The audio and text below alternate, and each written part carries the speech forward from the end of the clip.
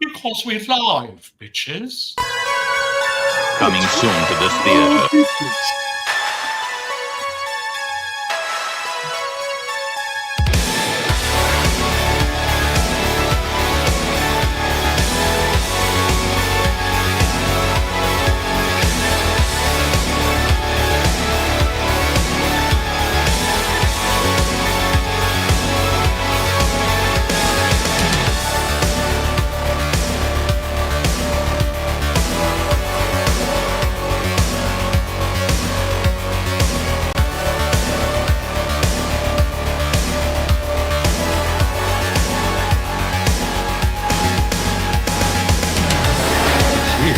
It's alive. It's moving. It's coming this way.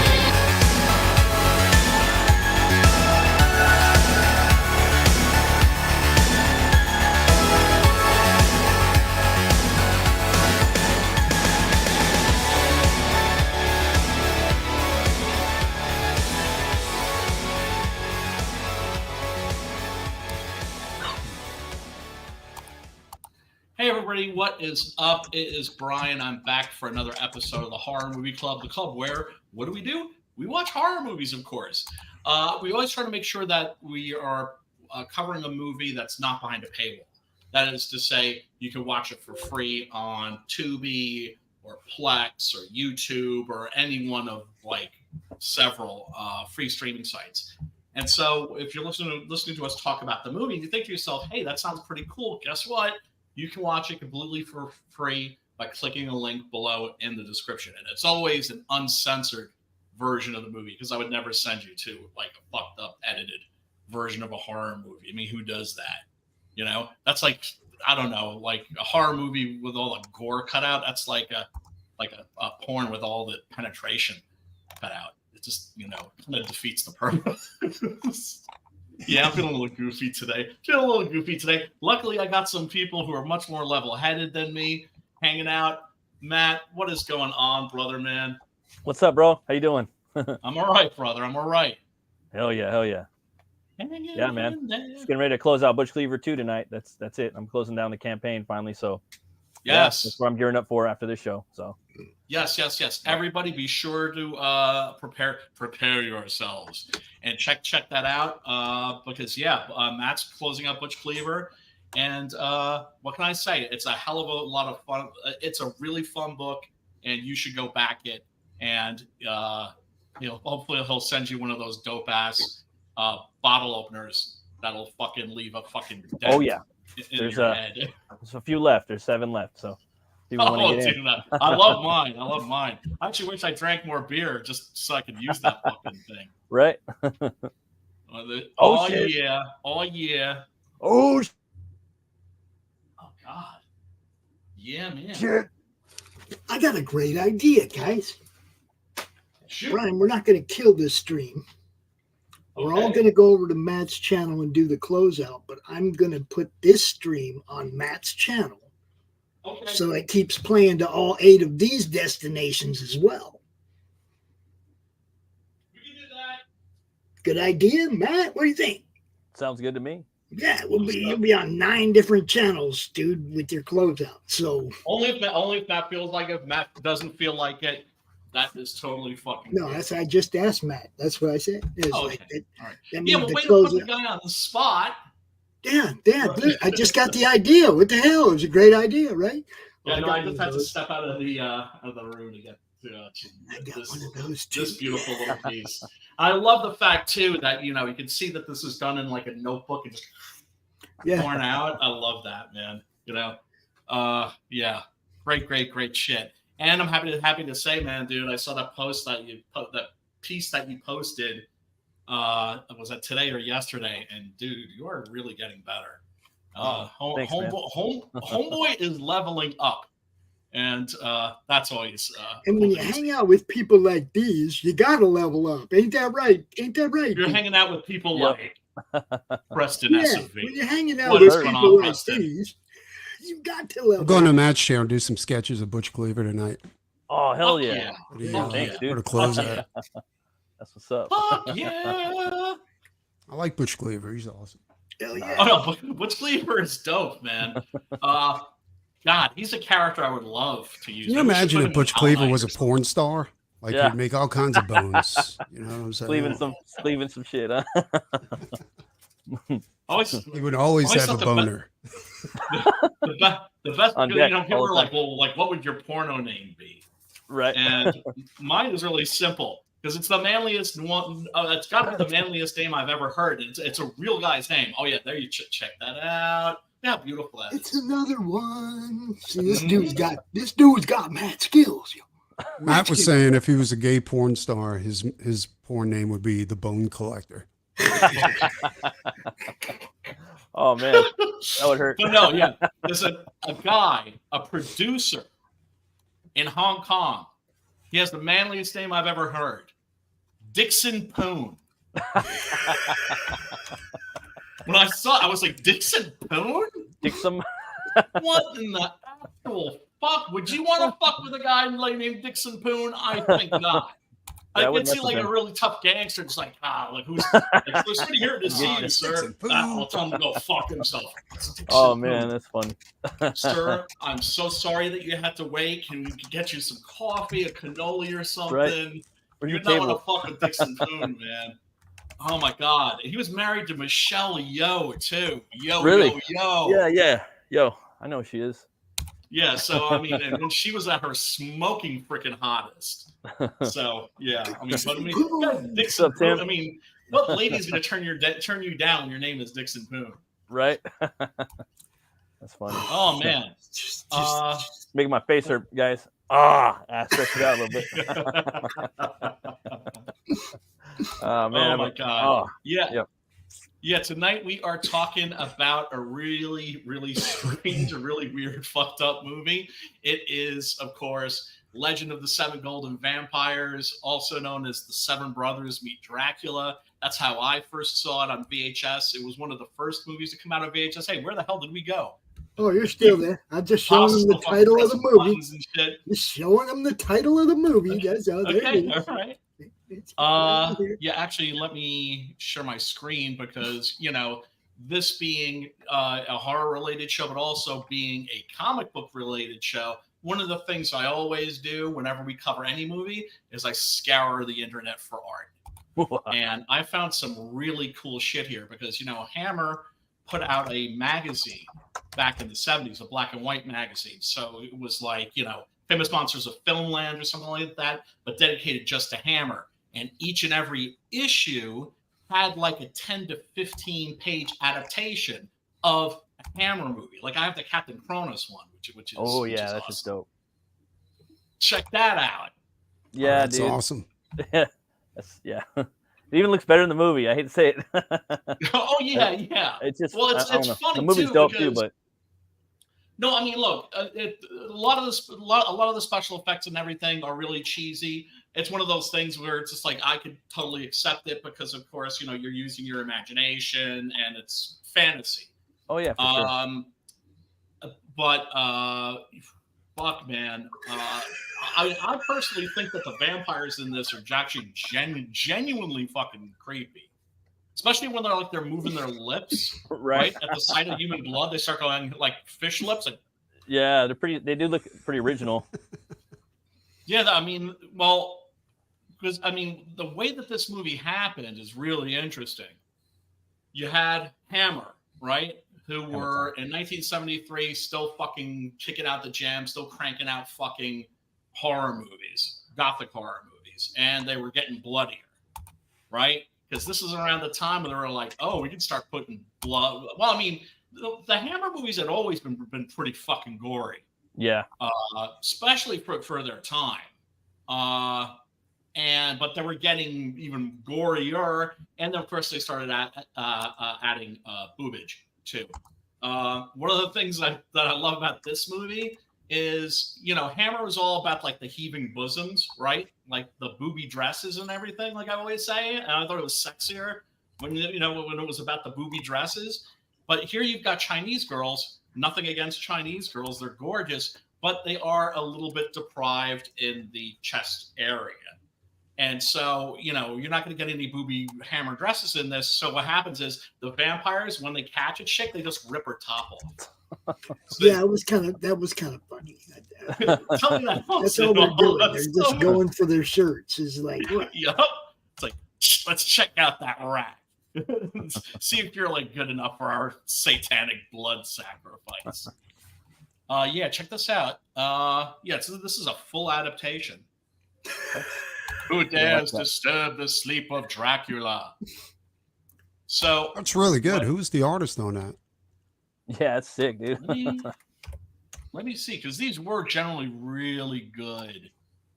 So yeah, our girl in the chat, Carrie, she has a thing about the way I say horrors. And she says it sounds like horror all the time. So I sent her a message with the link to the show saying, the horror movie club is on. Only I spelled it the way she hears it. So, what can I tell you? I hear that. It doesn't have a name, I does can't it? see. It's got the actors' names instead of the artists. Try to get away with anything, Carrie. Oh my shit. No, these aren't the actors' names, but I can't really make them out. Peter Cushing is an actor, though, isn't he? Well, Peter Cushing is Grand Moff Tarkin, man. Come on. Yeah, that's what I'm saying. I know. Like, How like cool is it for me, a Hammer stan, to like go to the supermarket and see Peter Cushing staring at me from like a box of like Star Wars fruit roll-ups.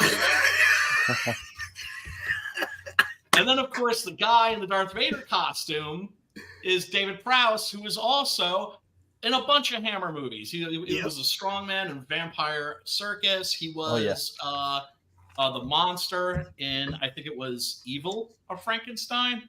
He was in a bunch of these because, of course, Star Wars was shot in England and Shepperton Studios. So they utilized the local talent, needless to say. Yeah, and I don't see any signatures. That's a nice page right here.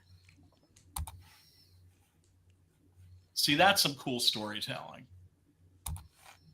This is the kind of shit. Yeah, it's pretty dope. That art style looks real familiar.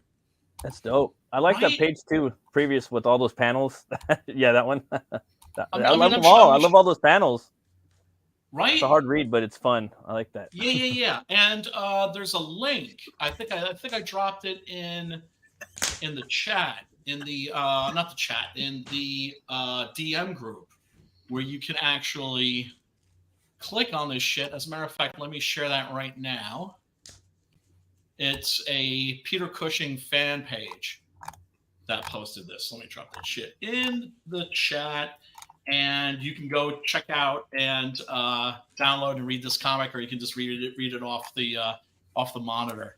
What magazine is that? If you care to. This is Hammer Magazine. Mm-hmm. The House. You know which issue? Let's see here, because I only have like one or two of these. It's number 4. Nice. I know they didn't make that many. I think there's only like 10 issues. Looks like I have to go hunt for treasure. One. Ooh. Sorry, Preston, what were you saying? So it looks like I'm going to have to go on a hunt. Right? On that magazine. Well, I mean, once again, how fucking cool is Google? I mean, fuck Google for, political reasons and shit like that. But the technology is just so great. I'm just like, well, let me see what kind of cool art there is that's out there that's related to this movie. And you get cool shit like this. There's some on-set photographs. And there's the final page of the comic. And then, of course, always got to take a look at the posters. Look at that one. Is that fucking cool? It's goddamn beautiful right there. Jesus Christ. It looks like the cover of a comic book, doesn't it? Yeah, absolutely. Looks kind of reminds me of Struzan a little bit. Just a little bit. Of who? Drew Struzan. Just a little. Oh, yeah. Yeah, I really love this piece. Like, out of all of the different posters, this is the one I thought was the coolest. Yeah. And I was like, well, looks pretty scary. I mean, I don't know if this is new or old, because of course you have people doing fan posters. Yeah. Are you guys ready for another Spider-Man reboot? What? No way. Fuck, you know what? I can give a rat's ass what Marvel does with anything.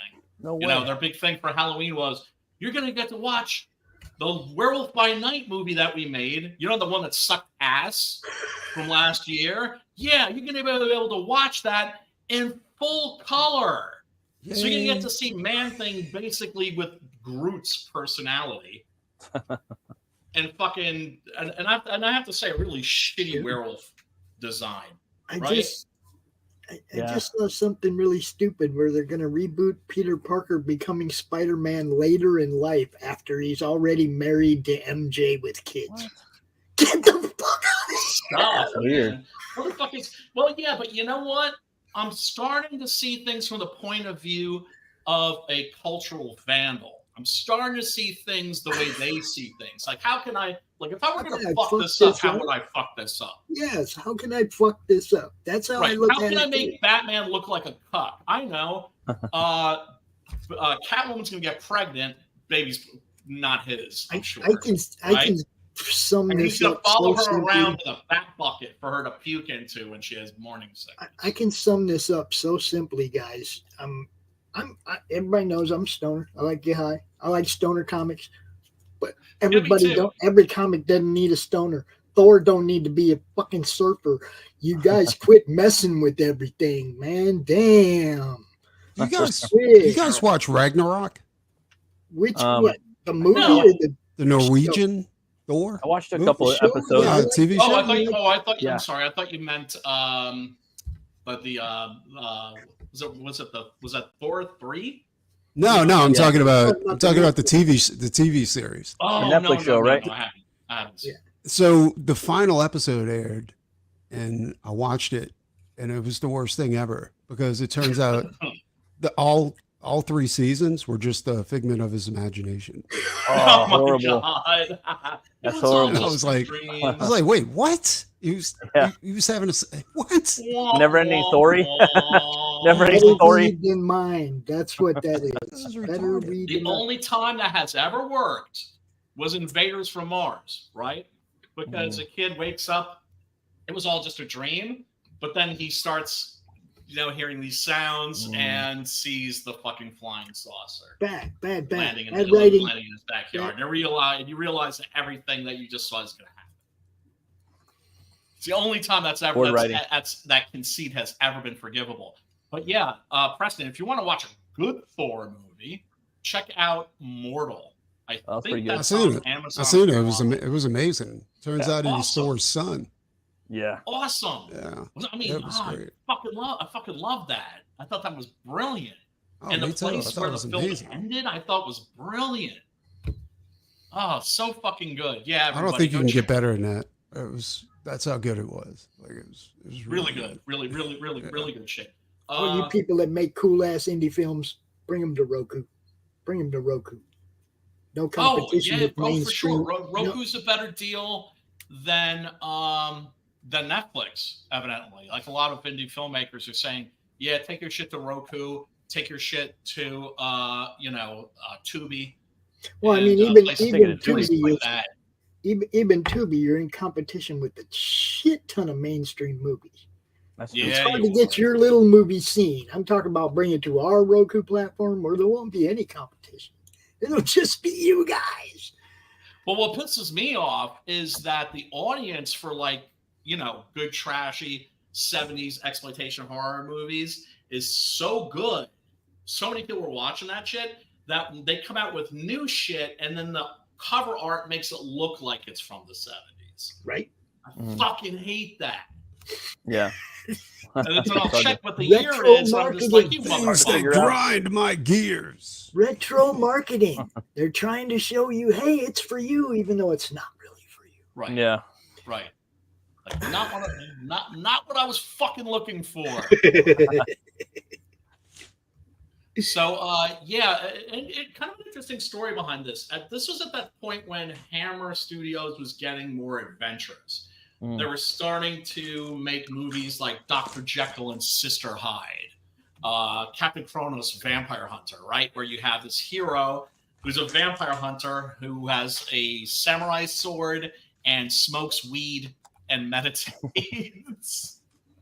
The best. They were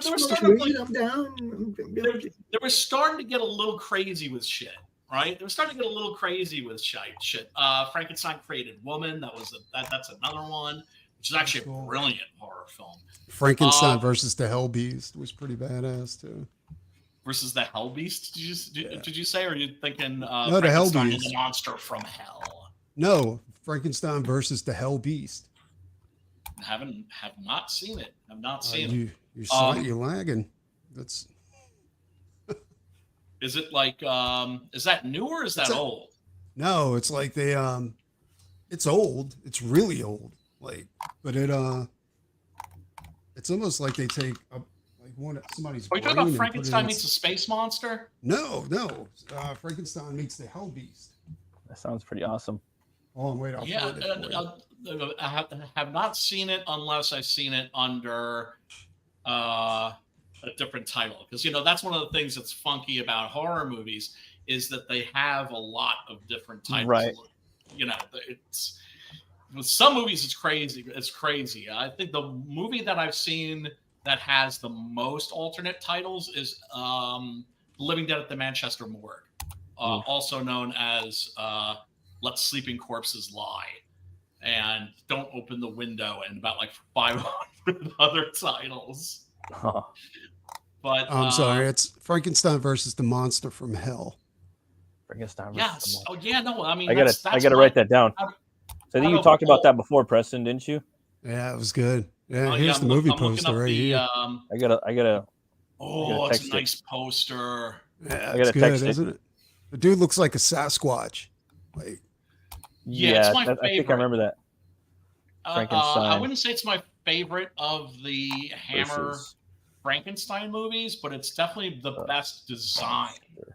No, it's not my favorite. I can tell you that right now, because I was expecting Frankenstein's monster to go against the monster from hell, but it was just Dr. Frankenstein, Right, I guess it's Hammer.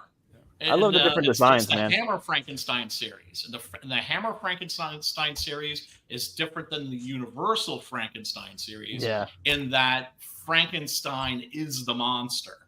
Yeah. The monster he creates, that's like, for every movie, it's like a new monster. They focus heavy on the doctor. Like this fiend. I mean, by I think Frankenstein Must Be Destroyed. I think that's like the third or fourth movie in the series. He's like a serial killer and a rapist. I mean, just fucking. They held back, not at all. I think they held back a little bit. They're like, no, let's go all the way. Just put some rape in there. It'll be fine. We're English. We can get away with anything. I was gonna kick out of they were pushing the boundaries, man.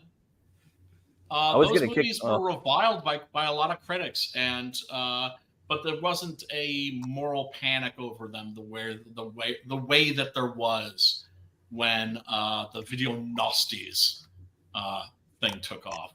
Where they started when the Rocky Horror Picture Show first came out, people hated that too. Like, parents hated it. They thought it was fucking going to destroy. Well, look, kids are always going to need shit that's going to piss off their parents, right? I mean, that's why, when Marilyn Manson came along, I listened to the music and everything, and I'm like, this isn't really my thing, but I see what he's doing. He's doing Alice Cooper.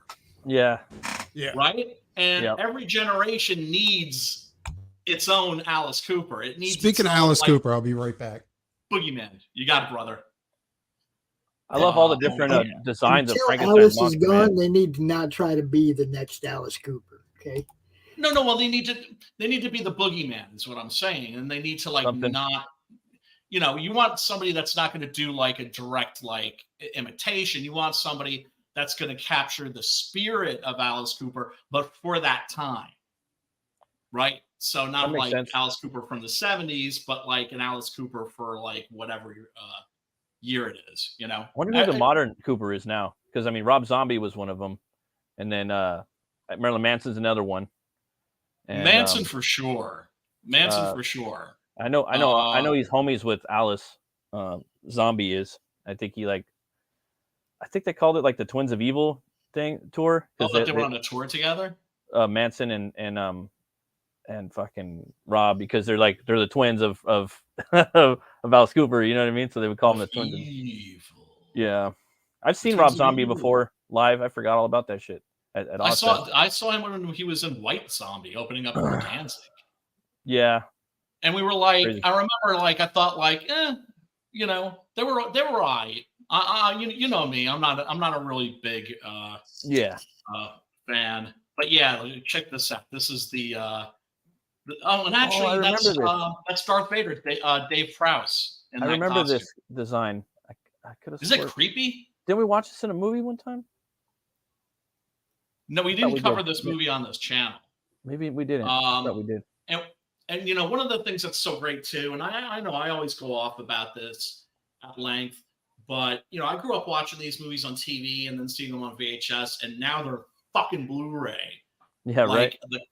The copy I was watching of Legend of the Seven Golden Vampires was phenomenal. And you know, you could really like, you know, sometimes it can be a little bit to the detriment of the film in some respects, right? Depending on who you are, because you really see all the flaws in the special effects. Like, it was on like a muddy videotape or something like that. You know, you kind of get away with shit, and then it's just like there's nothing to hide. Nothing to hide. It's live. It's at that point. It's live. Like I remember the first time I started, like, I got like a high def TV, you know. Yeah. And I just felt like everything looked live. It actually didn't even fucking look live. It looked like I was standing in the room, like it was happening next to me. Now I don't have that anymore because I'm so my brain has accepted it so much. It doesn't even, you know. But when I first started watching it, it just looked like I was there. Like, even the old movies felt like I was on the set there watching it happen. Right, and I don't like that. Yeah, I didn't like it either. Now I'm just kind of numb to it. Well, wouldn't it be cool if you could just switch? Right, yeah. If you had filters and just like, okay, here's 4K. I like DVD, bro. VHS. I think DVD is perfect. I think it's like right in the middle of everything. It's like in between Blu-ray and 4K and fucking, you know what I mean? Yeah, like yeah. It still has the magic, and it's still like a decent, like, you know. I think DVD is where it's at. You know. I think my fucking PlayStation gave up too. I just it sucks. But I'm one of those motherfuckers that has to have certain movies in every format. Right. That's cool. Yeah. And then there's a lot of Blu-rays out there that I don't recommend. The Mad Max Blu-ray looks just like the DVD. Oh, really? But then if you watch the Mad Max 2, the Road Warrior Blu-ray, and it will blow your fucking mind. Yeah. I mean, it is pretty cool, like watching shit on the high def. Like the high def, it's almost like watching it on a new thing. Like, you know how you're talking VHS, DVD, Laserdisc, Blu-ray. Yeah. Well, when you get the high def TV, it's like a new thing already. You know, everything goes into that high def when you watch it on that high def TV. You know, fucking crazy. I remember watching some of Star Wars like that, and it was freaking me out. I was like, I would not want to be like tripping on acid and like suddenly turn this on. But you get used to it after about like 6 months. After about 6 months, I got used to it. Like, it doesn't even faze me anymore, which I don't like. Because like it takes it. I don't know. It takes the magic away. Check it out. This is the DVD. I don't remember Dracula popping up at the end of the movie too much, right? He didn't come back, did he? No, he did. He did? Oh, okay. No, he does. Yeah. And fights Van Helsing. Unless you watched the version that was like edited, baby. I mean, because of course I didn't watch the version that I linked to. I watched the version that's like, you know, like the new 2K shit. Yeah. But every version I've seen, you know, Dracula always comes back. And you know what? That's like the one thing. Well, this movie has quite a few flaws. I love it, but there's certain things they fucked up with. One of them is the fight scenes aren't that great, right? The kung fu isn't as good as the kung fu you normally get in a Shaw Brothers movie, which normally should have your fucking jaw on the floor. Like, you can't believe these guys are doing this shit, right? The other thing is that it doesn't have Christopher Lee. Like, wouldn't that have been great? I mean, the actor that they get to play Dracula's... You know, Lee would have been perfect. Even Price would have been... Well, Price Price would have kind of made it hammy, I think, in a way, maybe. I know it's like John Carradine at this point I think was too old. John Carradine was never really a good Dracula. And here's the thing too, you had a lot of Draculas between Lugosi and Lee. Lee was the redefinition, right? He was the first Dracula with fangs. He's the best. You can't top him. And the like best. my favorite is fucking obviously Gary Oldman. He's my favorite actor. Like he's the pinnacle.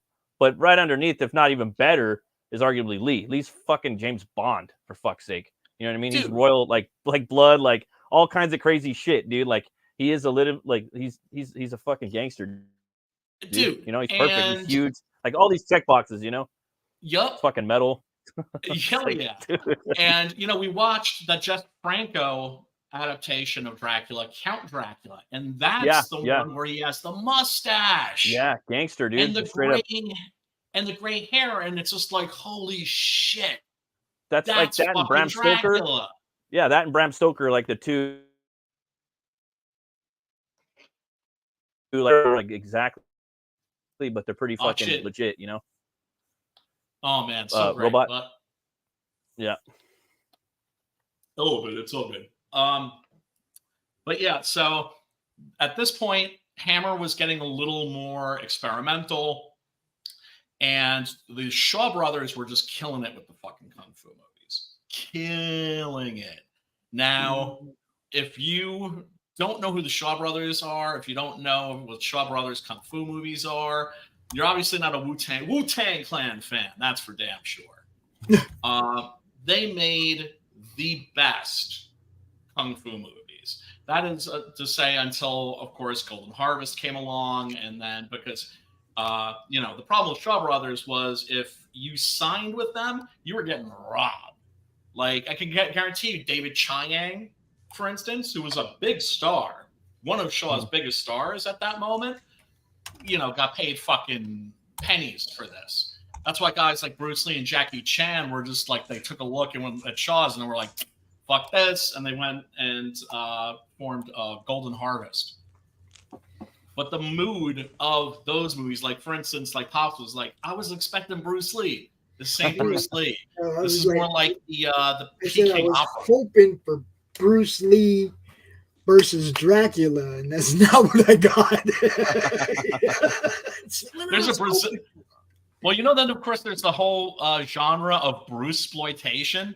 Yeah, I know. That's right. That's to say, there's an entire genre of movies that are rip-offs to make you think that they're Bruce Lee movies when they're not Bruce Lee movies. Mm-hmm. And that's just what I was hoping Brazil for. called Bruce Lee versus Gay Power,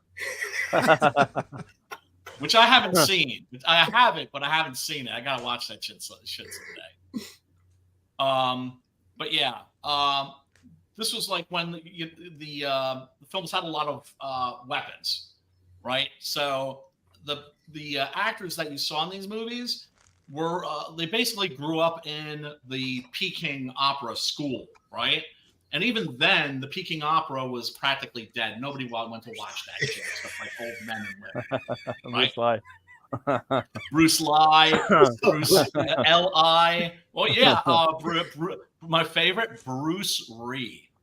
Bruce R-H-E-E. Bruce Ree. We are yeah. Oh, the best. Actually, there's one that's actually the two best Bruce-sploitation movies, I'll tell you right now, and they're available on streaming. You can watch that shit right now. The clones of Bruce Lee, where it's like these guys are like, Bruce Lee got murdered. We need to avenge his murder. Well, who should avenge his murder? A clone of Bruce Lee. Bruce Lee. So they clone him, and they have like 3 guys that are like clones of Bruce Lee. The guys that they looked as much like Bruce Lee as possible and done up like him and all doing all of his mannerisms and shit. But my favorite part are their names. Bruce Lee #1, Bruce Lee #2, Bruce Lee #3. See, I really, really want to see that fucking movie now. I do too. Awesome. It's awesome, dude. What is that called? Like you watch that shit right now, son. What is it called? Clones of Bruce Lee. It's so direct too. It's like even a cool title. leaves nothing to the imagination.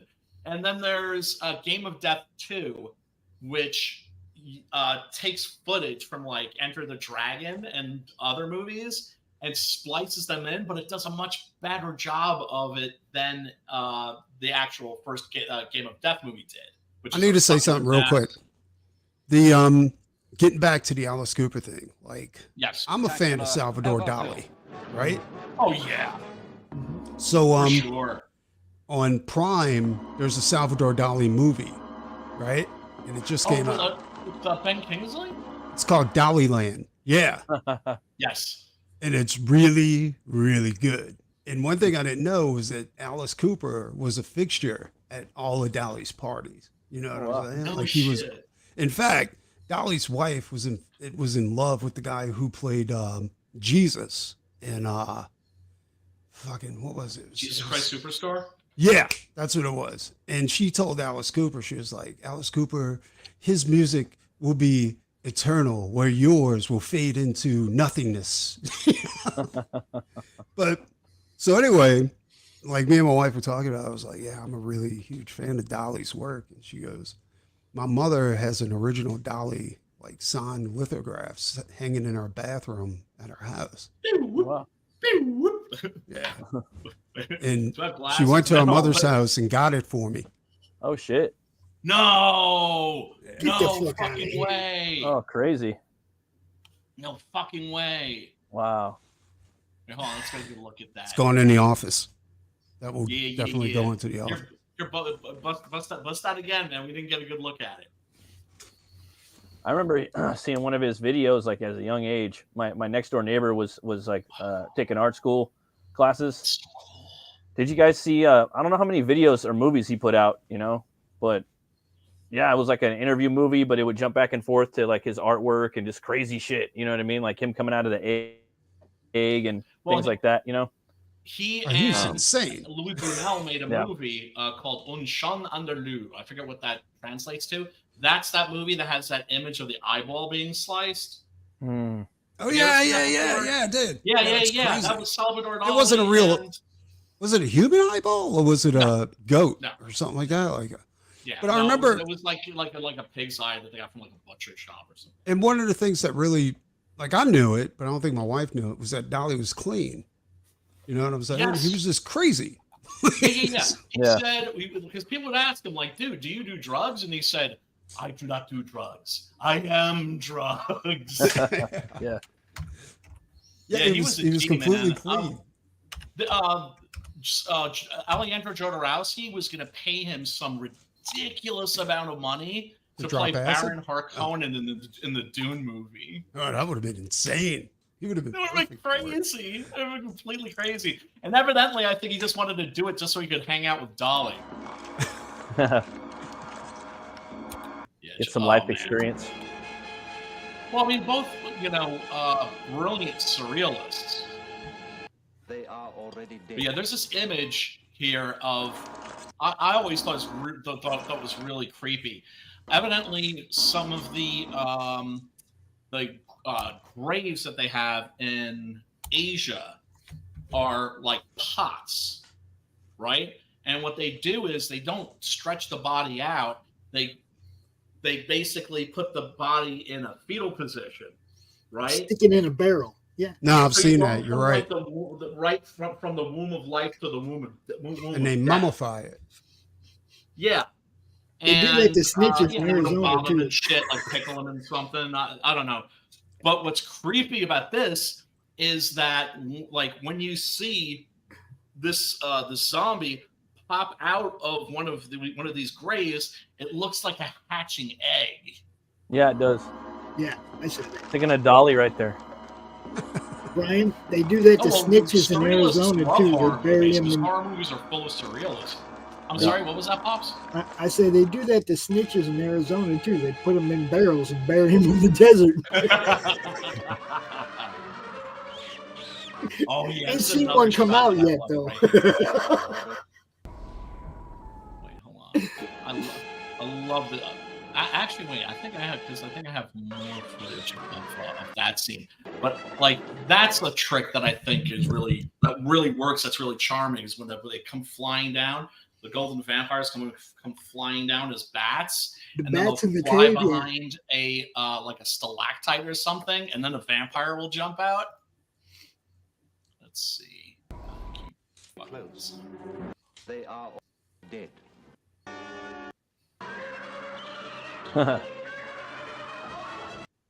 Oh, and all the people that you knew in the beginning of the movie were going to end up being vampires.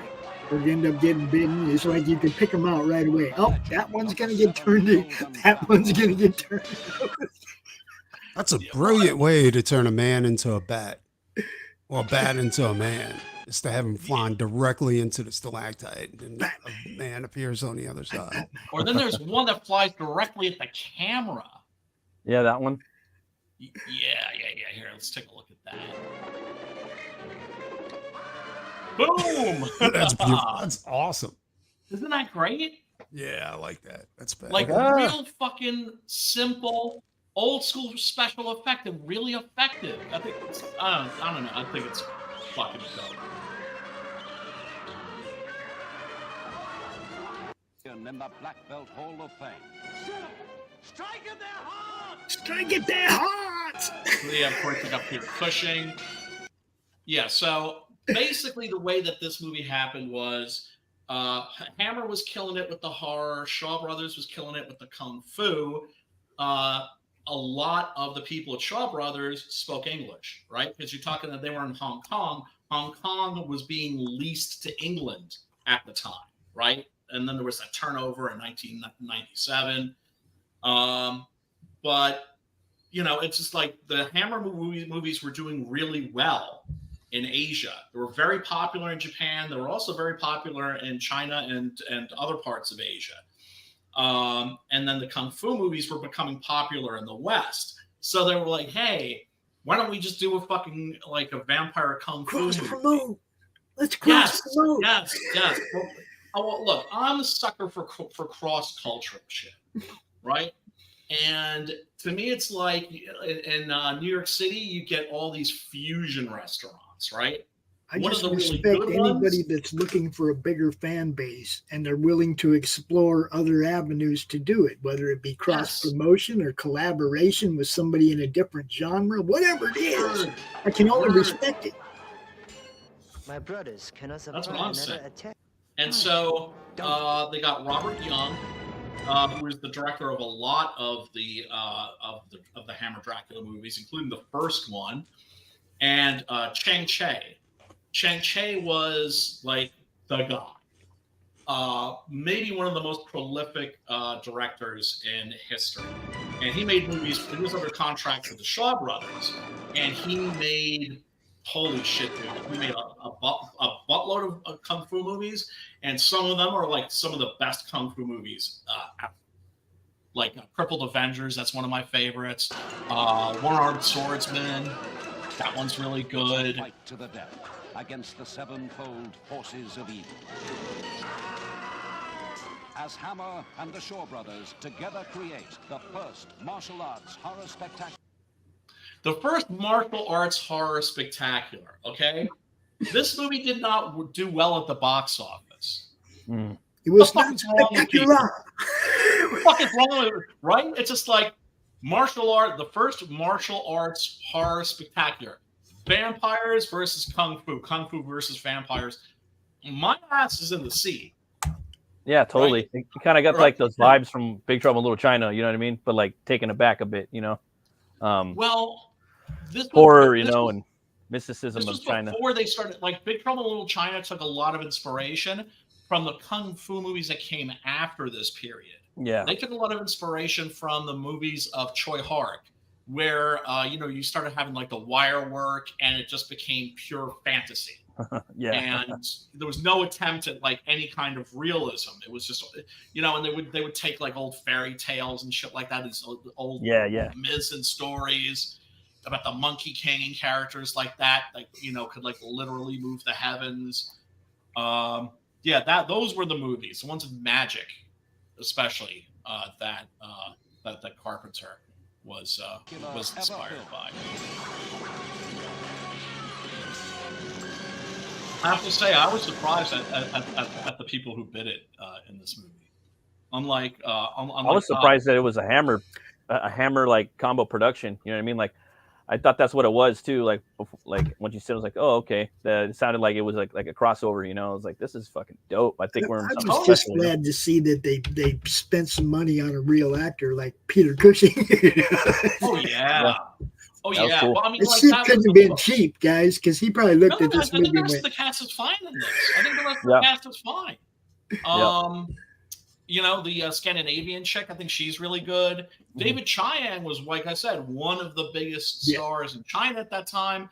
His English was kind of sketch. I think this could be a rumor, but I think they wanted a different guy. I think they wanted Wang Yu. Wang Yu, unfortunately, had a reputation for being a Wang. Hey, like just Brian, an asshole, like racist towards white people. So I think they went with Chiang instead. Yeah, Timothy's asking, why can't we have a Kung Fu Frankenstein? Toho did do a Kung Fu Frankenstein. No, Toho did like a kaiju Frankenstein. But didn't he do Kung Fu on the kaiju? No. Nah. I thought more like professional wrestling. See, that's one of the mistakes that this is what I hate. Oh, that's right. He did a power driver on it. That's what he did. Yeah, no, I mean, that's what drives me crazy about whenever they do a kaiju video game. It's always a fighting game. I'm like, no, you guys got it wrong. It should be wrestling, right? Like King of the Monsters. That was a game that got it right, where there'd be like power lines that would be like the ropes that you would like bounce the other monsters off of, and they get shocked and shit. They always fuck that shit up. But yeah, Kung Fu dude. I mean, has there been a Kung Fu Frankenstein? Wouldn't it surprise me if that had already happened. But I would know. We could do it.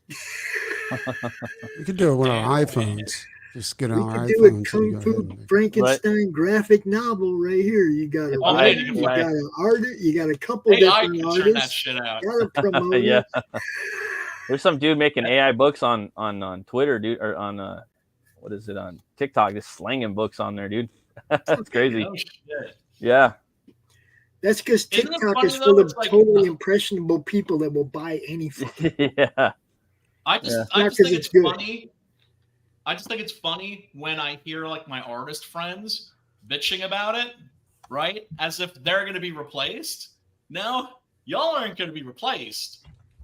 Bitch ass writers, on the other hand, because ChatGPT could write a fucking Marvel movie. I'm hearing a lot of people start to like gravitate towards ChatGPT, and I don't know. I mean, are you guys worried about that at all? I don't have no time for none of it, man. If you're putting any kind of fake shit in your books and you're not telling me, and I find out later, I won't promote you ever again. Be upfront with what you're doing. It's not going to be the small people that are doing it, though. It's going to be I don't care who it is. I don't care who it is. If you're not upfront with the fact that you're not using legitimate art or legitimate writing, and I find out later after promoting you, I'll never promote you again. You better be upfront with your fans about what you're selling. Yeah, I mean, it wouldn't even surprise me if you had like the first AI comic book, right? Because it's one of those things where they already are shit, but I'd be curious to take a look at it. Like when I look at AI art, I don't like it. There's already a couple of AI comic books, and they just suck. They suck. I mean, people are still trying to do it. There's, and that's what I'm saying. I don't care if you want to lower the bar. If you want to lower the bar for your product, I don't care. Just let me know ahead of time so I'm not lying to my people. Right. Okay. Right. As long as people know what they're getting. Yeah. And if your bitch ass is gonna buy more than one, right? Because I could see buying one AI comic just to see what the fuck it looks like. Like I remember there was this comic called Shatter from First Comics. That was the first digital comic book, and it sucked. And the script, it was like warmed over Blade Runner. but it was interesting. But I mean, who the fuck wants to hear that about their work, right? Who wants to hear that from a fucking critic? Like, oh, it was interesting. That's like the worst thing you can fucking say because it's so fucking neutral, right? I'd rather somebody hate my shit than just say, oh, well, it was interesting. Even if they hate it, they have some strong feeling. That's a way to say it sucks without saying it sucks. And tell me that my book sucks without saying it sucks. If you have to fix something, then it sucked, right? Right? If you had to fix it, then it sucked. No, right. I don't know. I mean, if you have to fix it, does it suck? I don't know if it sucks. That it sucks. Look, man, you know, and that's the other thing too. It's like we're all trying to get better. We can't get better if you know, if we're slipping and then people don't let us know that we're slipping. I don't want them lowering the bar. That's my deal. AI lowers the bar. Oh, dude. Well, if you want to look at the fucking mainstream, it can't get any fucking lower. Yeah, it can because AI is way cheaper, and then they have no overhead except for the printing, and they can undersell you as well. Fuck. Trust me, some of those books I'd rather have AI do it. And look, ChatGPT could write a better comic than Max Visaggio. I guarantee you that. Or that these other fucking activists. Some people shouldn't be doing what they do too, but you know. Yeah, well, because they don't even come from a background in comics, right? You have motherfuckers some motherfuckers like me have been grinding for fucking like 35 years trying to get into comics, cannot get a job working for fucking DC or Marvel, and they're just fucking in there because of their Twitter profile. Mm-hmm. It's bizarre. And then the comics suck. Wow, I'm surprised. Not their actual body of work. They don't have bodies of work. No, they have bodies of friends. Have a fucking body of work. They have bodies of friends. They don't have bodies of work. Yes, right. Or Twitter posts, or Daniel Kibblesmith got the job for the New Warriors because he wrote a children's book about a gay Santa Claus. Gross. Right? That's fucked up because I did one about the Easter Bunny. You got a job. I did one about the Easter Bunny and never got shit.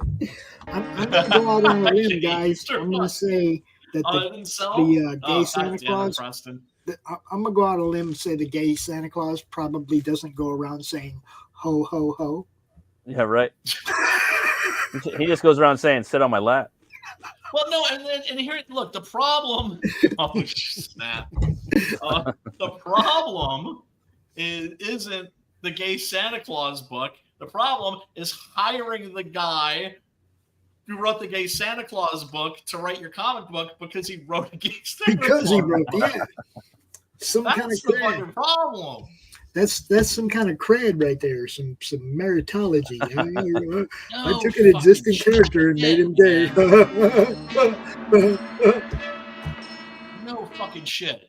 So when this movie opens, we've got the high priest of the 7 golden vampires. We find out that one of them has been destroyed by a farmer, and is it tear shirt time? High priest goes all the way to Transylvania to find Dracula and petition him to come to China and resurrect the 7th golden vampire so they can begin like a reign of like ultimate evil. Is it time for the boob alert?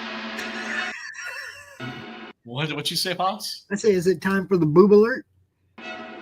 No. That's later. No, this is like the very beginning of the movie. Yeah. Little puppet bats.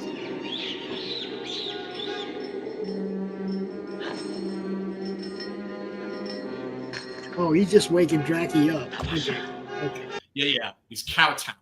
You have heard that term, kowtow? This is kowtow.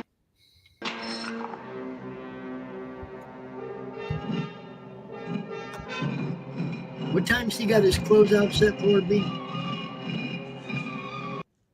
11:15.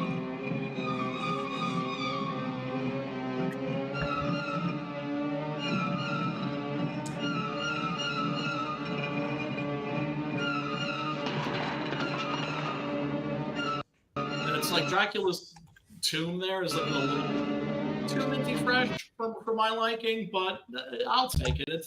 It's all right. And then of course we get the fucking Nosferatu rise from the grave.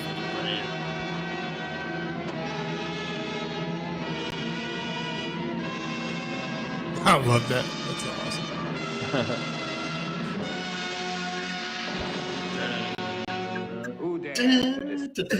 That's Les Baxter's. That is the worst Dracula. Well, look, it's not that he's a bad Dracula. The problem is that the makeup here is lit. It's lit the wrong way. It's lit the wrong way, right? Because makeup on film sets, it's not about how it looks in real life. It's about how it looks on camera. Like the reason why Frankenstein, the Frankenstein monster, is usually depicted as green was because Boris Karloff was wearing green. It looks like he was making out with a prostitute before the shoot. Right. It's got glitter in his hair and shit. Yeah.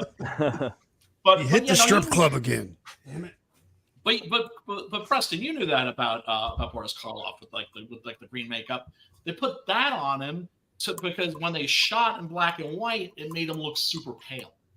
Really? You'll notice that when this guy's lit differently, it doesn't look as bad as this. Here, check it out. My main beef, of course, is that it's not fucking. It's not Christopher Lee. It's like, motherfuckers, you couldn't even hire Christopher Lee. It's like a 5-minute part. Like, pay the man, to fucking do it like 5-10 minutes and that move. Who dares to disturb the sanctity of Dracula? He's got like the voice of authority. Oh, he sounds good. Like that. He's not a bad Dracula. Sounds a little bit like Vincent Price. Yep. Here, let me see. Because if you look at some of the screenshots I took here, let me see. Christopher Lee was oh man, I'm so pay psyched me, that bitches. Hammer Studios is going to be Hammer again. I'm not going to China unless you pay me, bitches. Christopher Lee brought the evil, though. Yep. Oh yeah, he's the my best, god, and the authority, man, the authority more than anything else. He just commanded the fucking screen like a fucking G. I'm not gonna lie though, when I first saw the opening credits and I saw that Peter Cushing was in this, I thought he was gonna be a fucking vampire. Peter Cushing? Oh, like Dracula or something? I absolutely did not want. He plays the vampire killer. I wouldn't want him to be. He wasn't even that. He was like Professor Joe or whatever. He's the king, the greatest vampire slayer of all time. Is fucking Peter Cushing. Right. Without a fucking doubt. How many times does he fucking kill Christopher Lee Dracula? 8 times. He's always hunting up some shit, Actually, 9 times because he kills him twice in Dracula AD 1972. You see, now you know why I wanted to see him on the other side of the fence for a change. He was a great evil dude in some other movies. It would have been interesting to see. It would have been very interesting to see like a little role reversal. That's one of the things I love about Horror Express. In that, Peter Cushing is kind of a roguish character, and then Christopher Lee is like just a proper British gentleman. You see what you just said about seeing a little role reversal? That's how we got into this big gender swap bullshit. It's people like you thinking like it's true. Speaking of Dracula, man, it's the secret agenda, man. We're talking about. Have you guys seen that Dracula? Look at this. The makeup doesn't like here. You'll notice the makeup doesn't look bad at all. That's because he was lit the wrong way. It's like you put him in that lighting, and it's just like, oh, okay. You guys heard that new Dracula book coming out by Matt Wagner and backed it. Kelly Jones? Yeah, Kelly Jones. Backed it. Looks dope. Man, Kelly Jones is a G. Did you watch that interview with him? I seen part of it. The one where he was on like Nerdrotic or something like that. Yeah. Dude is humble as fuck. Anybody who's ever seen Kelly Jones's Blood Rain, Blood Mist, and Bloodstorm would back this track. And plus Matt Wagner, are you fucking kidding me? I know Matt Wagner from fucking Grendel. Yeah, I definitely want it. I love Matt. I love Kelly's art. I'm gonna have to get that. He's one of my favorites. He's like Bernie, dude. He's like Bernie, He's like very similar. I would have loved to see like Kelly Jones do all the pencils and Matt Wagner come back and paint it. Oh, that'd be sick. Matt Wagner's a fucking boss when it comes to painting. I guess they're doing like 4 books. One of the things that pisses me off about Matt Wagner being such a great writer. It's taken a time away from him doing art. I'm sorry, you were saying, Matt, before I fucking stepped all over you? I think they're doing like multiple books. I think they're going to do like 4 books, from my understanding. That'd be amazing. Yeah. This is just the first one. This is just part 1. So, and it's kind of perfect in a way. I mean, for Kelly Jones for sure. I don't know what Matt Wagner's. I don't know if they're co-writing and illustrating it or what's going on, but that would be dope. I'm guessing dope, Matt Wagner's writing. Kelly Jones is illustrating. I backed the Matt Wagner cover. Oh, okay. You know, I mean, everything else is Kelly Jones in that book. So, yeah, everything he said in that interview is pretty legit, like straightforward, like the way it should be. You know. Yeah, I mean, had the exact right fucking attitude, and then was fucking telling these great fucking stories about working with these legends and not being he'd like more humble. How they were seeing things in him that he didn't see in himself. Yeah, 100%. I'm still pissed that they canceled the Grendel series. Oh, I know. You're telling me about that, man. I got to go and get those books. Man, there's so many books. What did they cancel? I want. The Grendel TV I know what I want for Christmas for the next 5 years. Oh, no, I'm great. Oh, I'm happy that they canceled the Grendel TV series. What are you talking about, dude? I don't want to see anything I like coming out and no, you don't understand. Like, Matt was deeply involved in the Grendel TV series. Like, he was deeply involved in it. In fact, that they filmed the whole first season. Yeah. And the first episode is completely done. The rest of the season has like some minor special effects that have to be done to finish it up. Post-production. Yeah. I'm just like, and he couldn't find anybody else to pick it up. And I'm like, I don't think people understand. Like, this isn't. Well, here's the thing. Like, I guess he does because that motherfucker. Well, that's what I would say. But here's the thing. Like, I think the comic age is coming to an end as far as like television and movies. You know what I mean? Because people are burned out on it. But people don't understand. Superhero age, I think. What people don't understand is that Grendel was never part of that. You know, it was a comic, but it was it was not a superhero book, dude. Not at all. No, that's the thing. It's like you'll look at certain movies and they don't want you to know that it's based on a comic book, and there are other movies where they're like, "Look, this is based on a comic book." It's a comic, right? Depending on, like, for instance, A History of Violence. The David Cronenberg movie. They hid the fact that was based on Road to Perdition, too. That was another one. Yeah. Road to Perdition. I think we're going to go back into that era, like back into the Blade and Crow and Spawn and Road to Perdition era, which I'm fucking totally down with, dude. I'm totally down with that. Well, no, I am too, but that's where Grendel lives. You know what I'm saying? Yeah. Like, that's, and I don't think the producers or anybody else gets that. All they see is, it was a comic book, reject. Toys. oh yeah. That's too late now. Yeah. Like Spawn. I wonder if that new Spawn is going to be any good. Oh, the Spawn HBO animated series is fucking dope. If you've never seen it. Yeah, that shit rocks. I think the new Spawn movie is going to be all right. Like, damn, why don't they do a Crow series like this? Because they can't, because it was so perfect the first time around. Like, I don't know if they can duplicate that. You know what I'm saying? No. Like, no, that can't happen. No, I don't think so. It might be an entertaining movie, but it's not gonna, There's just certain movies that just shouldn't be recreated. You know what I'm saying? 100%. To me, The Crow is one of those movies. I keep saying, don't reboot the ones that were good. Reboot the ones that were shitty that needed improvement. Sequels. Yeah, dude. You can do sequels. I loved The Crow City of Angels. I'll fucking go down defending that fucking. Yeah, but that wasn't really like, that was a money shot right there. That wasn't really like a part of, James O'Barr never wrote that. What I was thinking, like, there's some movies that can be added to, like Nightbreed. You know what I'm saying? Yeah, like, I never got enough of Nightbreed in the movie. Yeah, man. Yeah. The problem with Nightbreed was, and I remember going to see that in the theater, and you could tell what was wrong with it. It was like, post-production fuckery. Plus it felt incomplete. Got fucked up in the editing room, and that was like, it just didn't feel like it was complete. You know what I'm saying? Right. Like, and thank God, but then now there's like the 2-hour version, which is fucking dope. Is it really? Yeah.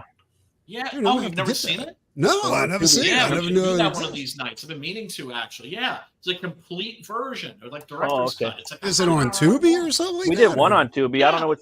Is that the one we did on Tubi? When I don't think we did that. Wait, because I know we did Hellraiser. I don't think we've done any other Clive Barker movies. We did Nightbreed. Did we do Nightbreed? Might. I don't know. You know, Nightbreed. I mean, I you know, my fucking ADD is pretty fucking severe. Hoping to Mine get too. my fucking Adderall prescription refilled sometime this year. Yeah, so You better do it before that shit becomes scarce again. What you said? I said you better do it before that shit becomes scarce again.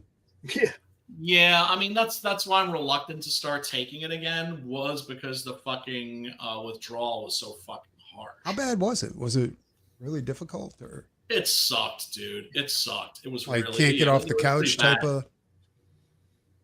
And I was on a low dose too. That's the crazy thing. I was on actually like a pretty low dose of the stuff because I was reluctant to take it because I got the prescription filled and it said amphetamine. And I've told this story, and I fucking called up my shrink and was just like, "Fucking speed! Like my teeth gonna start falling out, and I start digging holes in the backyard." So picking scabs and shit. Yeah. Yeah. She was like, "Calm the fuck down. Calm your ass down. Just a little. It'll just give you like a little bump." And dude, that made such a difference. I was so much more productive as a writer when I was on that stuff. And not because I was like high on it, it just helped me fucking focus. Focus, yes. And there's David Chiang as his own ancestor. He steals the bat, right? Because all of the golden vampires, they have like these golden bat medallions. Pretty dope. Yeah, and he places it on a shrine of the Buddha. They fucking kill him, and then one of them goes to grab it and Yep. Fry. I love the look of horror on the faces of the vampires here. Yeah, like it's once you know they can be scared. Yeah. Yes. They're not so scary anymore. You know. Yes. That's also always my favorite scene in a movie or a comic. When you have like the bad guys at that moment where suddenly they're like, "Oh shit, I'm in trouble," right? Yeah. The turning point. For you're used to seeing them put other people into fear, and then suddenly they're like, "Oh shit." There's just something always fucking great about that. And of course, in the Hammer Dracula movies, it's always Dracula or other vampires like shrinking from the sign of the cross. Although, of course, here he is in China, so the equivalent would be the image of the Lord Buddha. And, yeah, you know what? There's like a big fucking fight scene right here. Let me see if I can load This up. is probably the best fight scene in the whole movie. Is the one outside sand. It is. It's still disappointing if you're a Shaw Brothers fan, though, because the choreography that they would have on these, like you could tell this was made like really like fast. And you look at like some of the shit like that, some of this crazy shit that Jackie Chan does, for instance, right? Mm-hmm. Well, you see him flip something up in the air and catch it, or something crazy, right? Most of the budget goes to the fact that they'll shoot that scene 300 times until they get it right. Yeah. Right. So when you see him do something crazy, it's not that he can always do that. It's just like it may be the 300th try that he pulled that move off. So the most of the budget for these movies would go to the fight scenes. To the fight scenes. To the action scenes. Yeah. Yeah. And here you can tell it's just like these are all like veteran Chopsaki actors, but they just, man, they don't really get a chance to really shine. And see, that's I felt that the other fights where they had the masks and stuff on the vampires and stuff, I thought those were really poor because those guys couldn't see. Oh no, well, I mean, the masks were poor, and especially like the sack masks that were on the minions.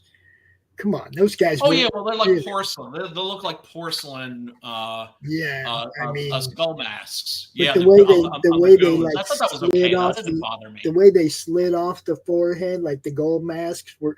Come on, those had to be hard to see out of when you were moving, dude. Oh, dude, I don't doubt it. I don't doubt it.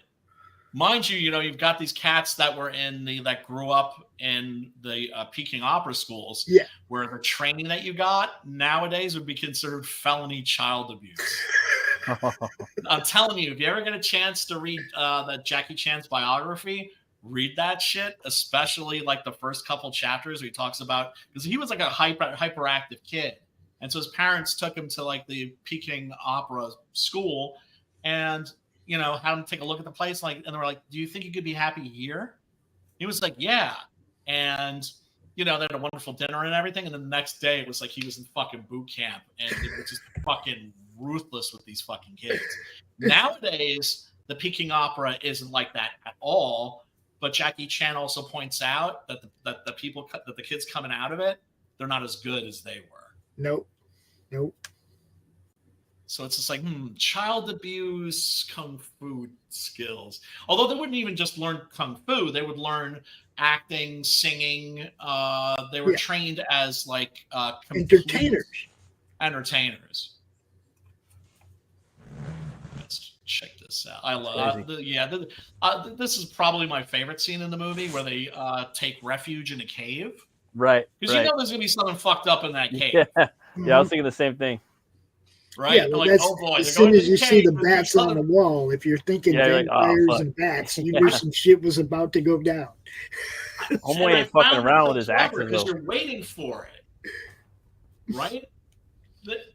Like this dude's falling asleep. Killing time, and then Peter. There we are. As soon as I saw that, I was like, "Oh, party time!" It's nodding off. It's the wee hours. And then the camera goes over to the stone wall. And it's party time. And there's three bats. As soon as I saw the bats, I knew it was party time, dude. It was like, oh, that was the wrong cave. Wrong cave. It would have been cute if they had those little gold masks. Right. Bats are fucking cute as shit, man. I don't know if you've ever seen bats up close. Certainly the ones we have around here, they're fucking adorable. I love bats. I think bats are amazing. They're really cute. I can't see how people can be scared of those. Well, it's because they're like the myths of them getting caught in people's hair, which is total fucking bullshit. They got fucking sonar. They're not trying to fuck with your hair. They're trying to eat insects. I was watching a video on TikTok. Yeah. And they had this chick's cat was at the door, and she was messing with something, and the chick's like, "What do you got?" She walks over there, and the cat found a bat. And he's not doing anything to the bat. He's just sniffing the bat. And then she sees it's a bat, and she starts screaming and running off. And I was like, what the fuck? It's like a little tiny bat. He's like, it's a mouse with wings. It's not even that. Like, mice are gross. You know what we Germans call them? Fledermaus. You heard of die Fledermaus? Yeah. The bat. Yeah, it's a flying. Yeah, they're fucking adorable. Then you got the big ones, the fucking fruit bats. Yeah, those are the huge ones. Yeah. They're fucking cute as hell too. They look like dogs, dude. They look like little Dobermans. Don't they? The big nostrils and everything. You ever see the little baby ones swaddled with little suckers in their mouth? Yeah. You ever seen the big ass ones? The ones that the wingspan is like 6 feet. Yeah, those ones. Yeah, those are the ones that look like Dobermans. Yeah. And when they hang upside down, they spread the wings. You can see its little pee-pee hanging down.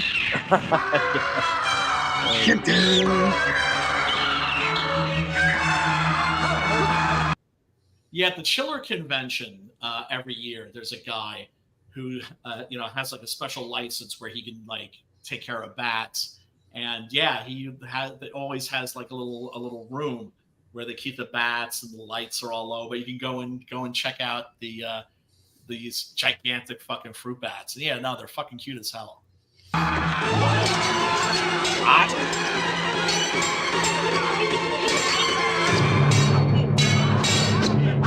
Thank goodness for all like things sound effects.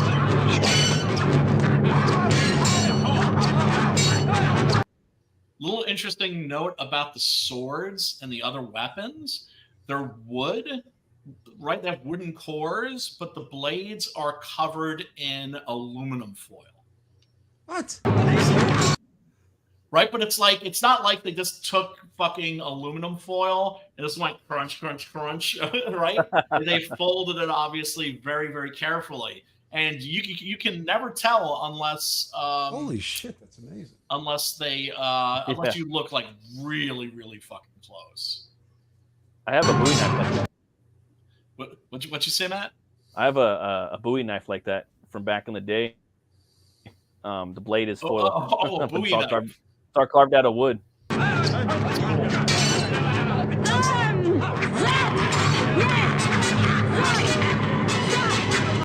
Jaime, not just hot, also dangerous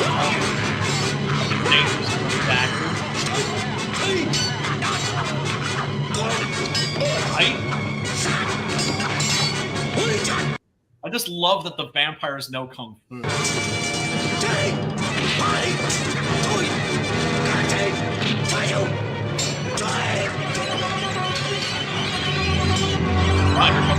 Here come the moves. I love how they have their own theme.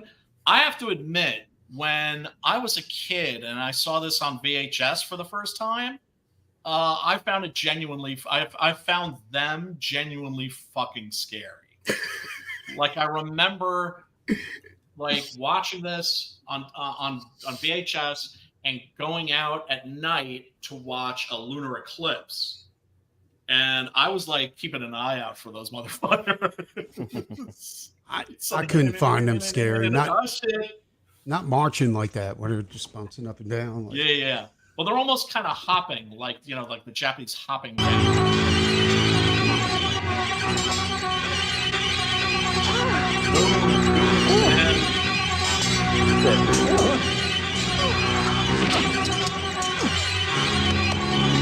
And I forget the name of this actor, but he's really good in this too. As I think he's Van Helsing's, not his son, his nephew, I believe. Damn.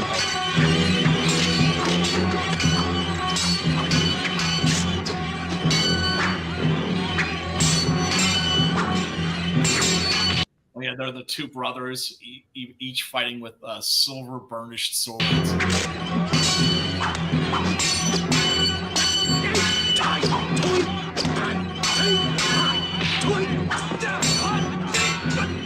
They actually get to fucking kick some ass here. Like they actually end up coming out like way ahead. Yep. It's like what, like three? They get like 3 of the fucking 7 vampires. No, as soon as dude says, "Strike them in the heart." Oh yeah, well I mean, that's the goons. The face melting, yes. Oh yeah. We got to take a look at some of the meltdowns, because that's another thing I like about this movie. It's got a lot of fucking Les Bowie meltdowns sequences. Les Bowie Dracula got melted. He was like the special effects artist for Hammer.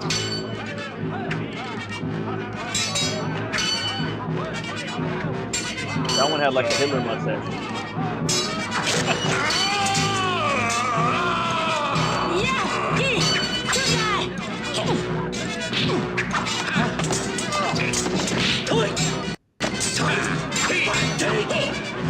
Cheyenne doing that fucking flip. See, that's what I'm saying. Like, this movie should have more of that.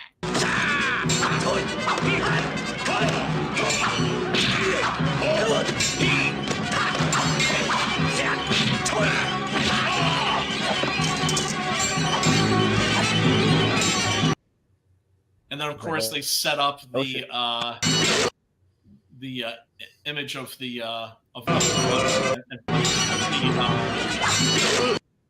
put the pendant, the medallion of the 7th vampire there, knowing that that was fucking attractive.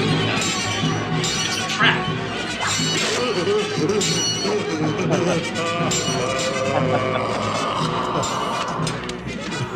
all of the sounds that they make.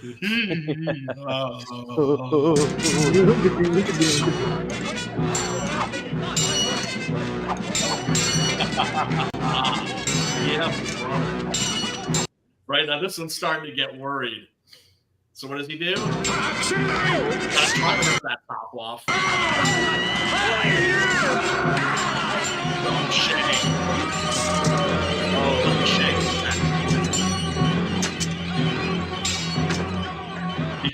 He couldn't resist, though. He needed to look at that rack because, like I said, Chinese women are not known for being very endowed in that area, and he sees like a fucking Scandinavian chick, so he's like, I gotta check out those tatas.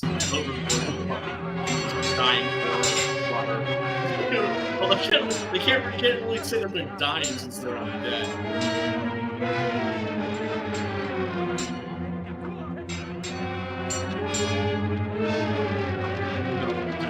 Watch the eyes go here.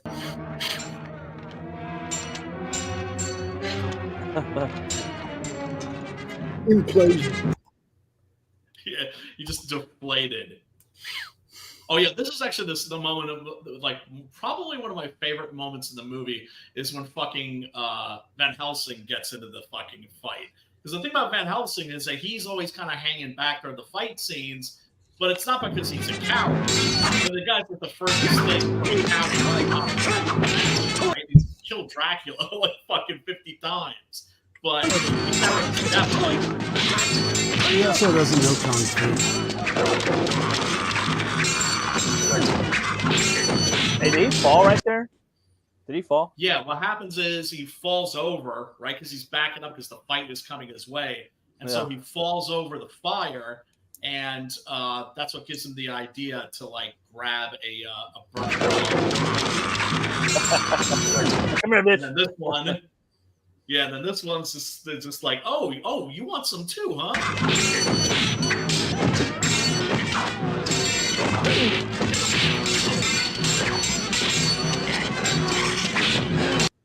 And the thing about Peter Cushing, and you really see this in like the movies that are earlier than this, like especially Brides of Dracula. He looked very frail, right? Because he had tuberculosis. That's what gave Peter Cushing that very skull-like face. Yeah, right. But before he got tuberculosis, he was a jock. He was like a rugby player, and evidently he had like the strength that even after he ended up looking really frail, you see him doing his own stunts and shit, like frequently. Right here, falling in the fire, you know. Did a Cheyenne and I can come back.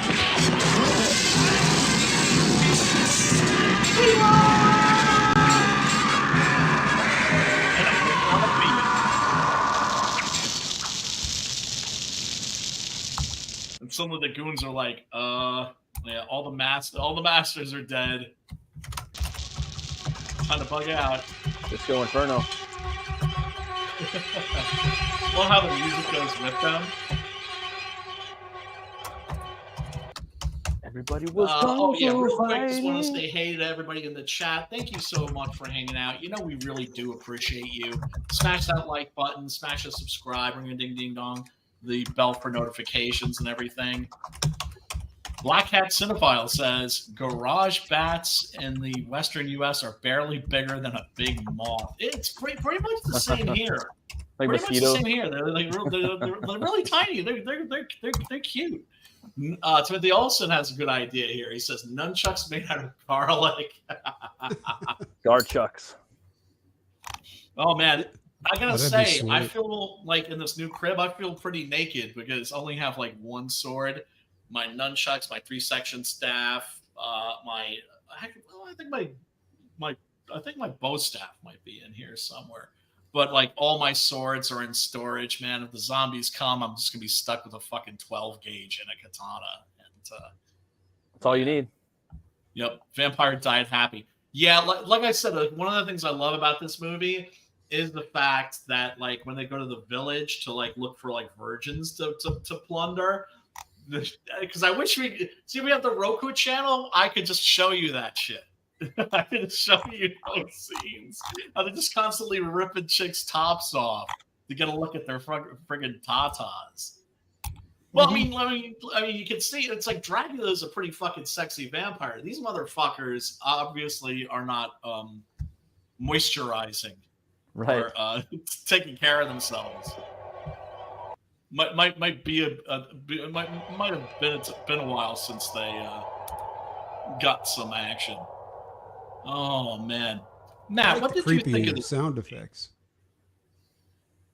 What was your impression? Because I know I was coming at it from, a Hammer fan, a Shaw Brothers fan. Liked it as a kid. As an adult, I was just like, I thought because I know Robert Young, the guy who directed this. I don't know if it's Roy Ward Baker. He was not the fucking director. It was the other guy and Cheng Che. But I kind of felt like this worked better as a horror movie than as a kung fu movie. I thought it was pretty good. What did you think? I thought that was pretty equal. Like it had some scares in it. You know what I mean? I like the conceptual, like the character design in it. I like the bubbly faced, old decaying like vampire, like dynasty or whatnot that they had right there. You don't really get to see. Never seen a Chinese fucking zombie movie, let alone one with kung fu in it. So that was awesome. Then you add the fucking Hammer aspect to it, and then Peter Cushing, because I didn't even know Peter Cushing was even, I saw Hammer and I was like, oh, that's dope. You got me on that. And then Peter Cushing was in there. Just made it even cooler. So basically like another adventure for his, his notch on his belt is Van Helsing. So Van Helsing's going here, going there. And I'm like, oh, this is, I think this movie probably influenced a lot of movies like Mummy 3. And maybe a little bit, not too much, but I did get some fucking, like we were talking earlier, Big Trouble in Little China vibes. It didn't really have the mysticism too much, but the design of like the castle too, that that they were having all the virgins at or whatnot with that boiling like fucking thing. The pagodas, yeah, that was pretty metal, dude. Like you could see that on a cover, you know what I mean, with all the stuff, all the blood getting boiled up and whatnot. Right, because it's like Chinese Gothic. Yeah, totally Chinese Gothic, and then the villages were just very like really like street. Realistic, like you're there, and they didn't really feel like you're on a set when you're in the villages, like it's really ground floor in the street. So I like that approach. It just felt like something out of like you're over in China in the 70s and the shit's happening in real life. I don't know if that makes sense. Even though it's charming and fake and whatnot, but I can immerse myself. Right, because this is set in 1904. You could see this is during the Victorian era, the very end of the Victorian era. That's right. And you can tell because in the university, if you look at like behind Peter Cushing when he's lecturing, there's a picture of Queen Elizabeth. Like with this movie, I could see like sequels to it. Not necessarily a remake, but I could see like a 1970s version. I wouldn't. If I would like to see one. Sure. I wouldn't want to see one in modern times. I'd like to see maybe the 70s, the 80s, 50s. I think that could be the 90s. I think that could be real fun. 80s, but not a remake. Because I was curious. I'm really curious. Did you, while you were watching this, get any like Templar vibes? Like any? Yes, like, I did. Yeah, right. Yeah, I did totally. Especially when they're like, because there's like the mummified zombie-esque vampires in here, like especially those ones that were coming up out of the grave, So yeah, I definitely got from that movie we watched prior, definitely vibes from that. And I love the fucking ashings and the meltings and just little stuff like there, like the dolly egg. I don't know. There's a lot of little things. Yeah. God, she does have lovely rack, doesn't she? Yeah, it was a solid movie though, dude. About. Two horns way up, man. Fucking Hammer, kung fu, fucking vampire movie. What else? What more could you want? This shit's perfect. All right, so I'm not crazy for like really getting a kick out of this movie. Nah, this movie is metal as fuck. All right. I liked it. I want to watch it again. I want to watch it again. Do you know what it is? Sometimes it's like you can't tell if it's good or if it's just you just like it because you remember it from your childhood. You like it. Right. Whoever right. was in Nostalgia, charge, whoever was in charge of the color palette of this movie did a really, really good job. Yeah. Definitely. And that's some people don't take in consideration when they're making horror. But yeah, the color palette is everything. Well, here, 100%. this was during that era where they were imitating Mario Bava, right? Preston, you'd find this interesting. When color first came along, they actually thought that was going to be the end of the horror film. They were like, color up. That's it. You can't make any more horror movies. That's a genre that's going to be dead.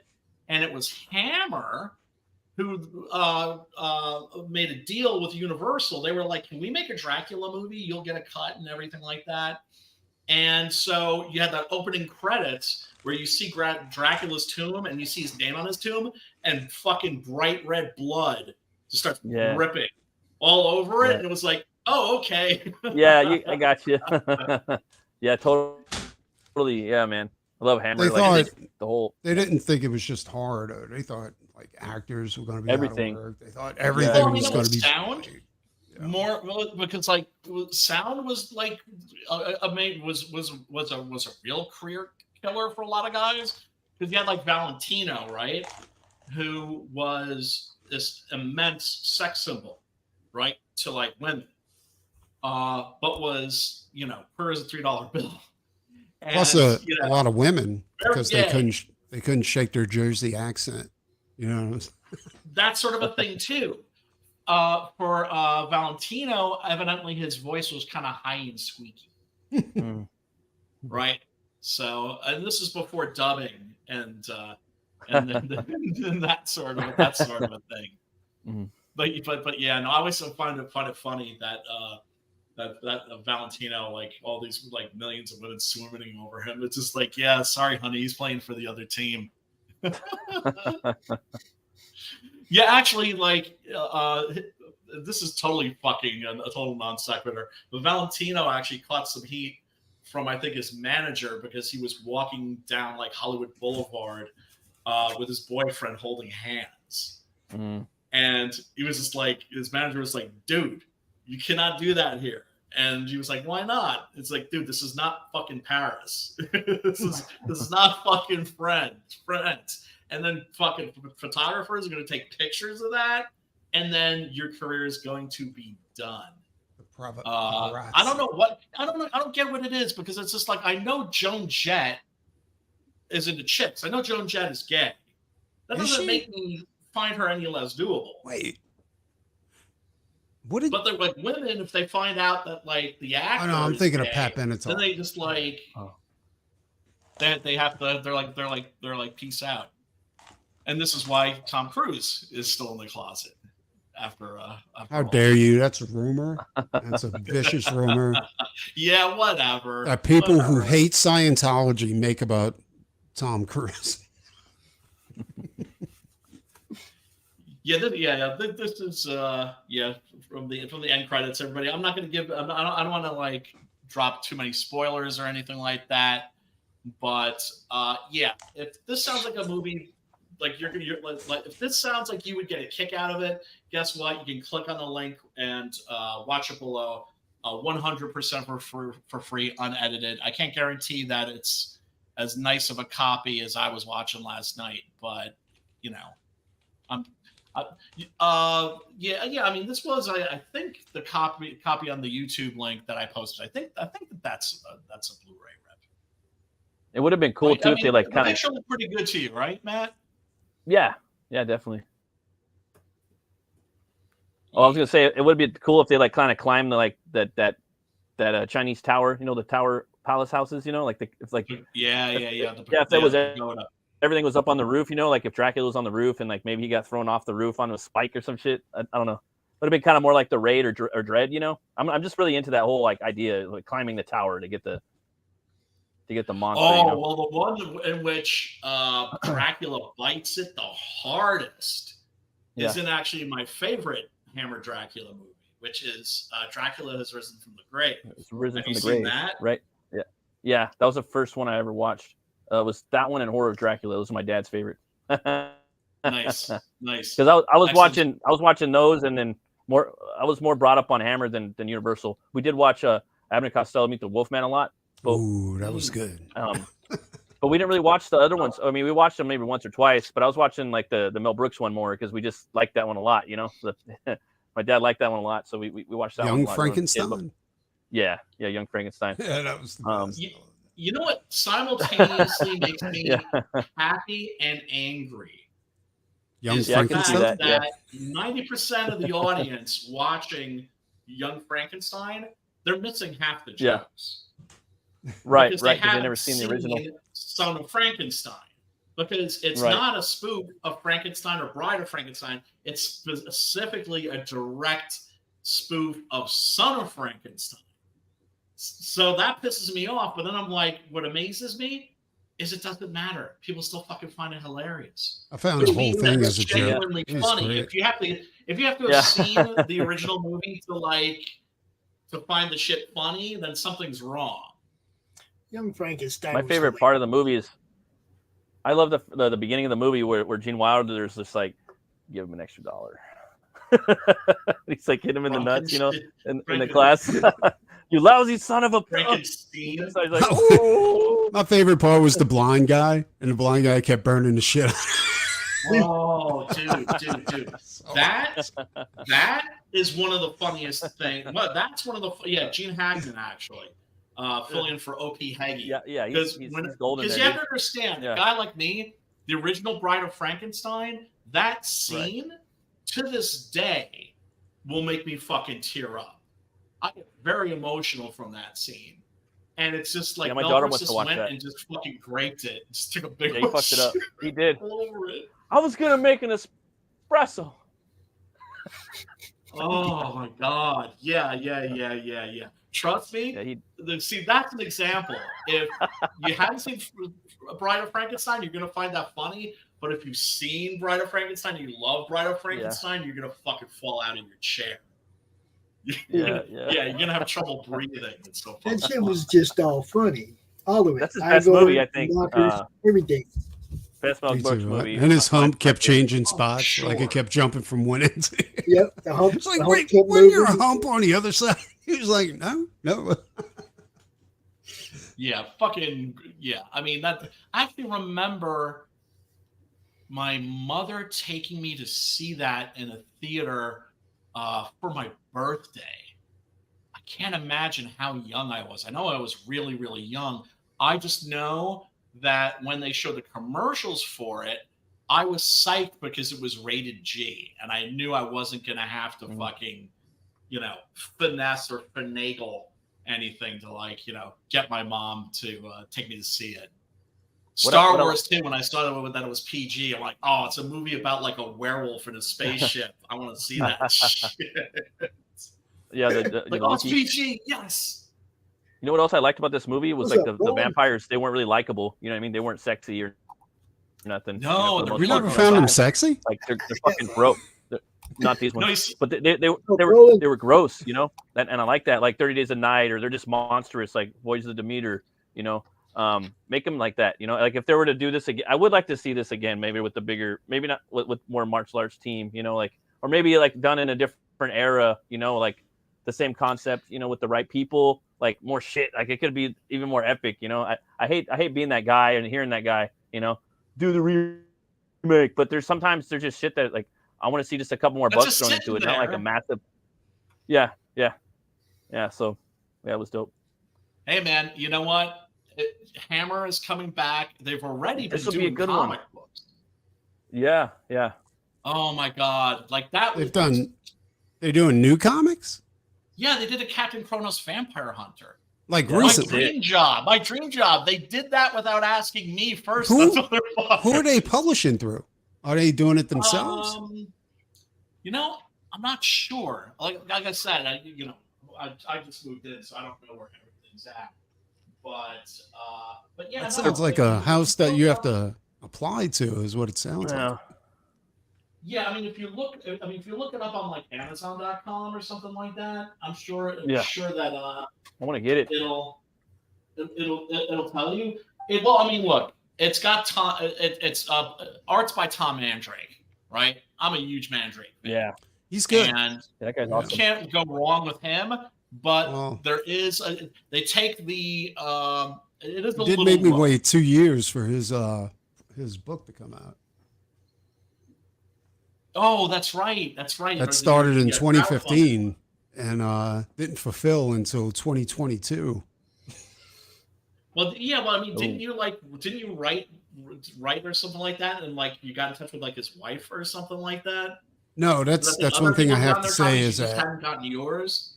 no, I honestly believe that they trusted somebody to handle it, and they didn't handle it. And the way his wife explained to me, it was like some wires got crossed, and nobody was looking out for the project, and everybody was doing their regular shit. And then when they finally checked it, like it was 3 or 4 years overdue.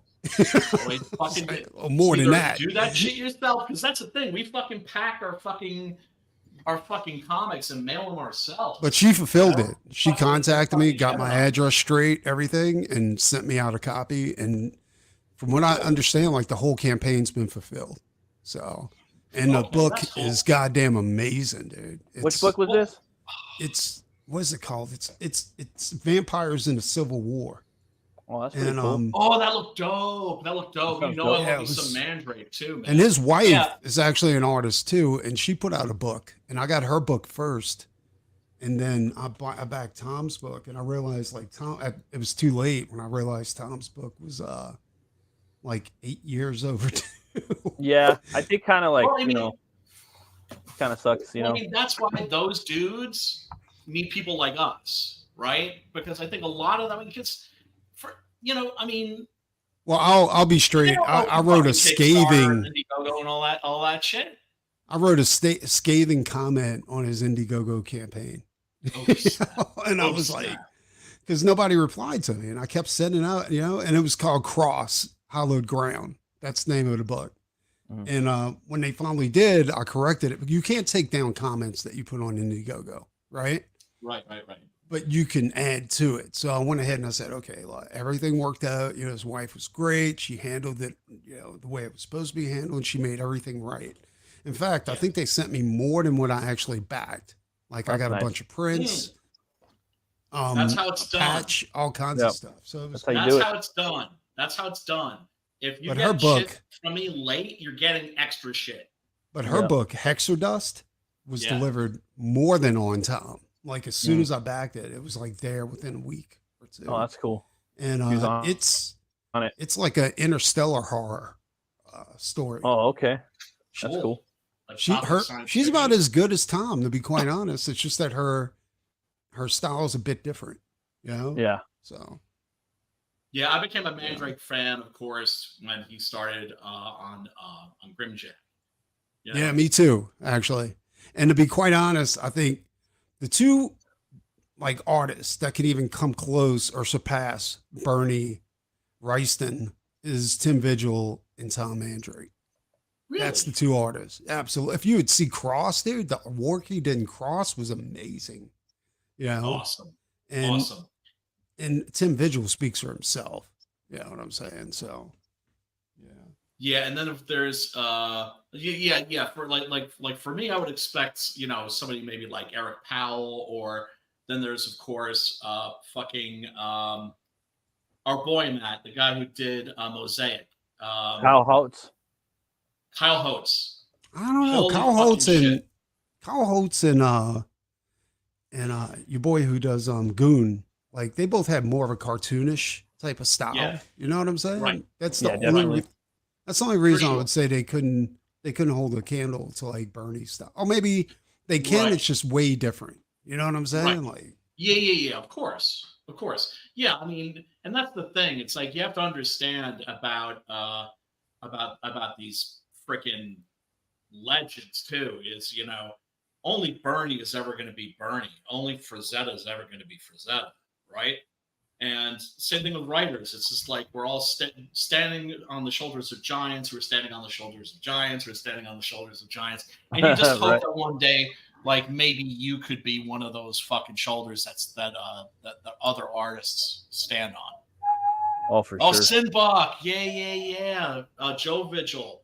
Yeah, man, I haven't seen that guy in a dog's age, man. He really needs to fucking put out like a fucking omnibus. He has been on the network before. Joe has. He was on my he's been here before. Yeah, he was on my show. And yeah, I love that dude. He's actually trying to live long enough to finish that series. Yep. Is he sick? Well, he's old. Like he's Tim's older brother is what he is. You know what I'm saying? I know that, but it's also a question of like, how old. But then again, none of us. He's trying to get to 12 issues, actually. And he's trying to get to 12 issues, and he's trying to do it all by himself. Mm-hmm. He doesn't have to do it all by himself. I know. I tried to explain that to him, but he doesn't want to do that. All right. Hey, look. I get it. My only regret when it comes to like making comics is that I can't like operate the fucking printer, right? Right. Weird in that sense, don't you guys wish you could like press the button or turn the crank or whatever, right, to like actually manufacture the books? Like, I just wish gotta I get the could do machine. that. I think it's like $20,000 or more than that, maybe 50. I don't know how much it is. Well, I'm definitely investing in a fucking 3D printer. That's a bunch of things are like orders of business now that the fucking chaos is fucking dying down. One of those things is start up a web page like sixgungorilla.com, some shit like that, or twofistedcomics.com, and the other one is to get my books on Inkslayers. I should probably do that too, and fucking get a 3D printer and start busting out those fucking figurines. Because there are people who are still waiting for those fucking things. And I've fucking dealt with fucking literally 4 manufacturers, and all of them fucking bitched out on me. Every single one. So what option do I have left? Either I fuck the customers, or give them their money back. I could do that, or I fucking get the machine myself, make the things myself, sign them and everything like that, or etch them or whatever. And everybody who back that, they're gonna get some free shit for sure, because that's how we do it here, man. It's like code of honor, man. If people are waiting for your shit, send them an extra comic. I'm thinking maybe just sending people like that back one figure, send them 2 figures or some shit like that. That'd be pretty solid. Or better yet, give them the option and let them know, like, hey, like do you want a trade paperback? Or just I don't know, or just fucking, because that is something that has stuck in my craw for a long time, and but that's the thing, we give a fuck. Right? We give a fuck about the people that back us, because, they literally are the people that are making our dreams come true, and letting us fucking make comics. I mean, you see, that was the thing that I really loved about that Kelly Jones interview. He was like, making comics is a privilege. Yeah. Right? Yeah. That's the thing I loved about that dude, because he's somebody that could easily be arrogant, and he was just like, no, it's like a privilege to do this thing. And also he was talking about like how important it is to always be a fan, right? Yeah, be a fan, and try to like just do a series, like you've been doing, Brian. Well, I mean, like you've done with your Six Gun Gorilla, you don't want to ever lose that gee whiz, how fucking cool is this, we're making comics. Yeah, definitely. Yeah. That's super important. It's like we're dealing with a medium where if we're not having fun like little kids, we're being actually unprofessional. How fucking cool is that? Black Hat Comics says it's my goal to eventually to be able to print my own books. I'll be That'd be casting my own statues sooner. Hey, man, fucking Awesome. cheers to you, man. Cheers to you. Hell yeah. You know, the fucking mainstream is fucking bitching out. We need to pick up the slack. And 2024, man, there's going to be some fucking hot shit going down. You know, but you know what? I'm thinking, should we end the stream and then switch over to your thing, Matt? What do you want? Yeah, okay. I'll go fire it up right now. What do you want to do? Don't hit the end stream, because What? I'll just simulcast his stream from his channel to all these channels too. Oh, okay. I see. All right. So I'll go and I'm going to go grab a brewski and then I'll fire it up then. Yeah. Okay. But don't kill 5 this minutes one. or so. I'll just bring up this. All right, so stream I don't click end stream. I can Right. just fuck off and get something to drink. Yeah. And a slice of pizza. I'll just or bring something. this here up and I'll make it full screen, and this will be still playing on your channel, my channels, everywhere. So his closeout's getting seen in 9 places instead of just 1. Awesome. Right. Awesome. All right. So do we do the peace out and then you take us out? You just do the peace out. You guys can go ahead and check out. I'll play a few ads while you guys are Okay. getting that one fired up, and you know. All right, everybody, don't go anywhere. But still, it's tradition. Gotta end the horror movie club this way. Yes. Peace, love, and metal. Y'all have a good time. We're gonna go over there and we're gonna hang out on Matt's channel, but we're still gonna be playing it here and everywhere else. Peace, everybody. Yeah. Yeah. What?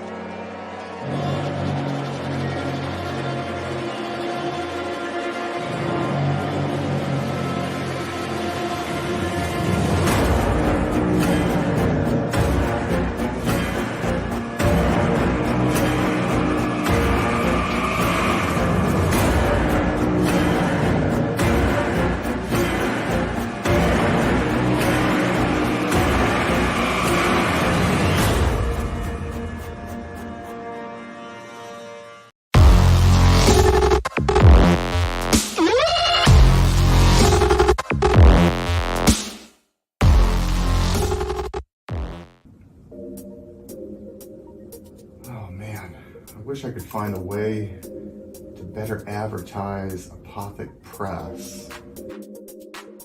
Just back it already. Whoa, Crom, what are you doing here? What's this? The Madness Roku Network. Sponsorship. 1 month of playing your 30-second ad on the network 3 times a day? Oh my gosh, for $20? And you can't beat that. Just back it already. All right, Crom, I'm doing it.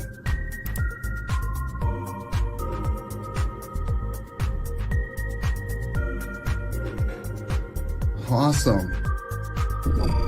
Hi, I'm Tanner Hurley, founder of Apothic Press.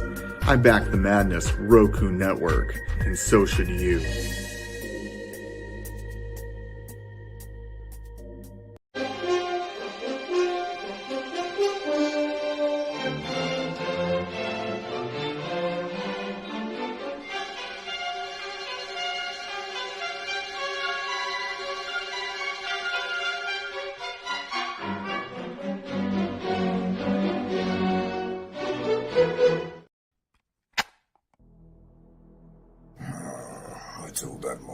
to take out my Tchaikovsky tape.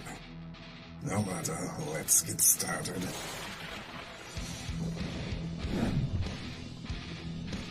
Here we are, Nancy Moon. The last time we left our heroine, she had just joined my esteemed colleagues at level M. And the soldier who cannot stop talking, a magician with money issues, and a vampire with a checkered past. But there are other teammates she's yet to meet. One in particular might be a little bit shocking for her. I do hope she's not allergic. Back it today, won't you? Like right meow.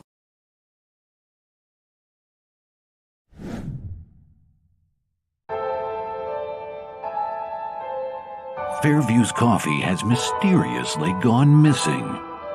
Mayhem ensues when strange, coffee-craving zombies plague the city. Detective Mickey Potatoes, an overworked public servant, uncovers why ordinary citizens are losing their minds and how to stop the coffee apocalypse. But it involves the mafia. And when you're dealing with mafia crime families, nothing is ever easy. The mafia controls everything in the city, including the police, including him. If he breaks the mafia, they will break him. So, the city is without coffee. The city is burning before his very eyes, but he's powerless. Detective Potatoes has the power to stop the coffee apocalypse, but if he does, he could lose everything. What is Path of the Pale Rider anyway? Is it a comic book?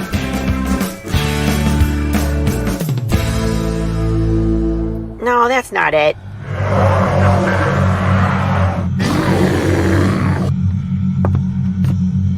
Is it this? What the heck is Path of the Pale Rider, man? There's no way this is right.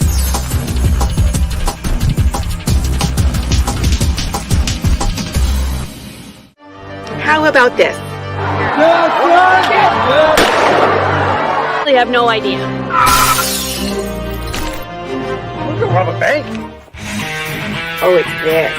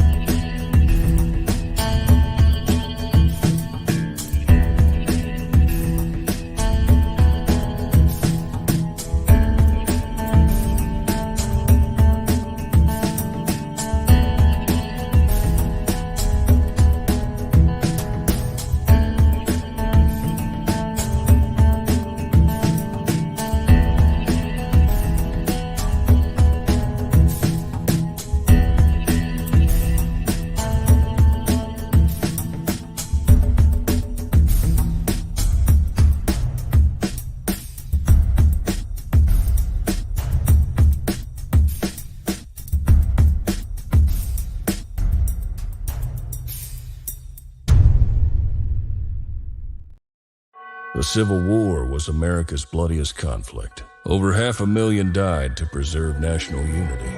When the war ended, Confederates like Harley Brogdon headed west, shooting games in the Army and gambling. When a card game turns deadly, Harley shoots in self-defense, killing the card sharp who threw down first. Wilfred Knorr, the card sharp's wealthy father, will stop at nothing to see Harley hang. Harley flees to Cobb's Gap, an old silver mining town at the foot of the Rockies. A remarkably peaceful town, especially after dark.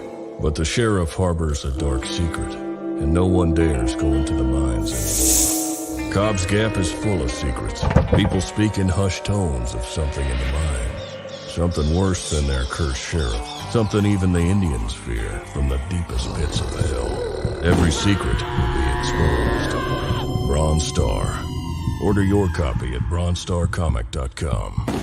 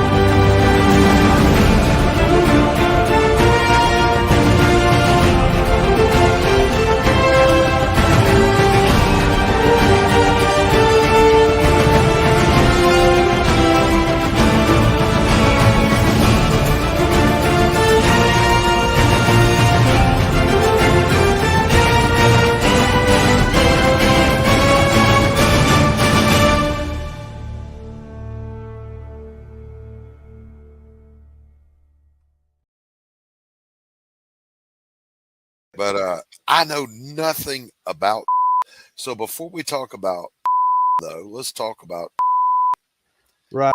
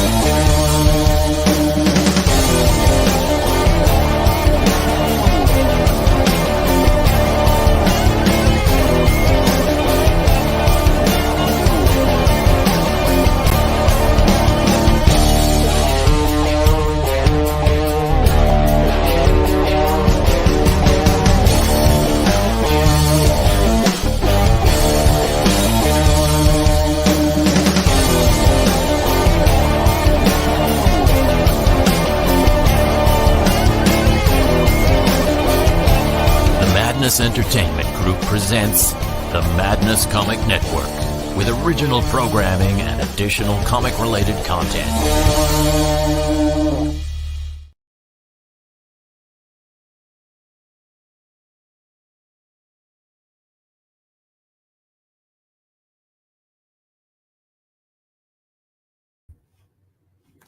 In case you don't know, we do still have a Roku campaign going. We got 50 backers. We're almost to the halfway point. We got a long ways to go for a lot of stuff. Are you ready? All right, let's shut this thing down. All right, here we go. Get ready for Open the Gates.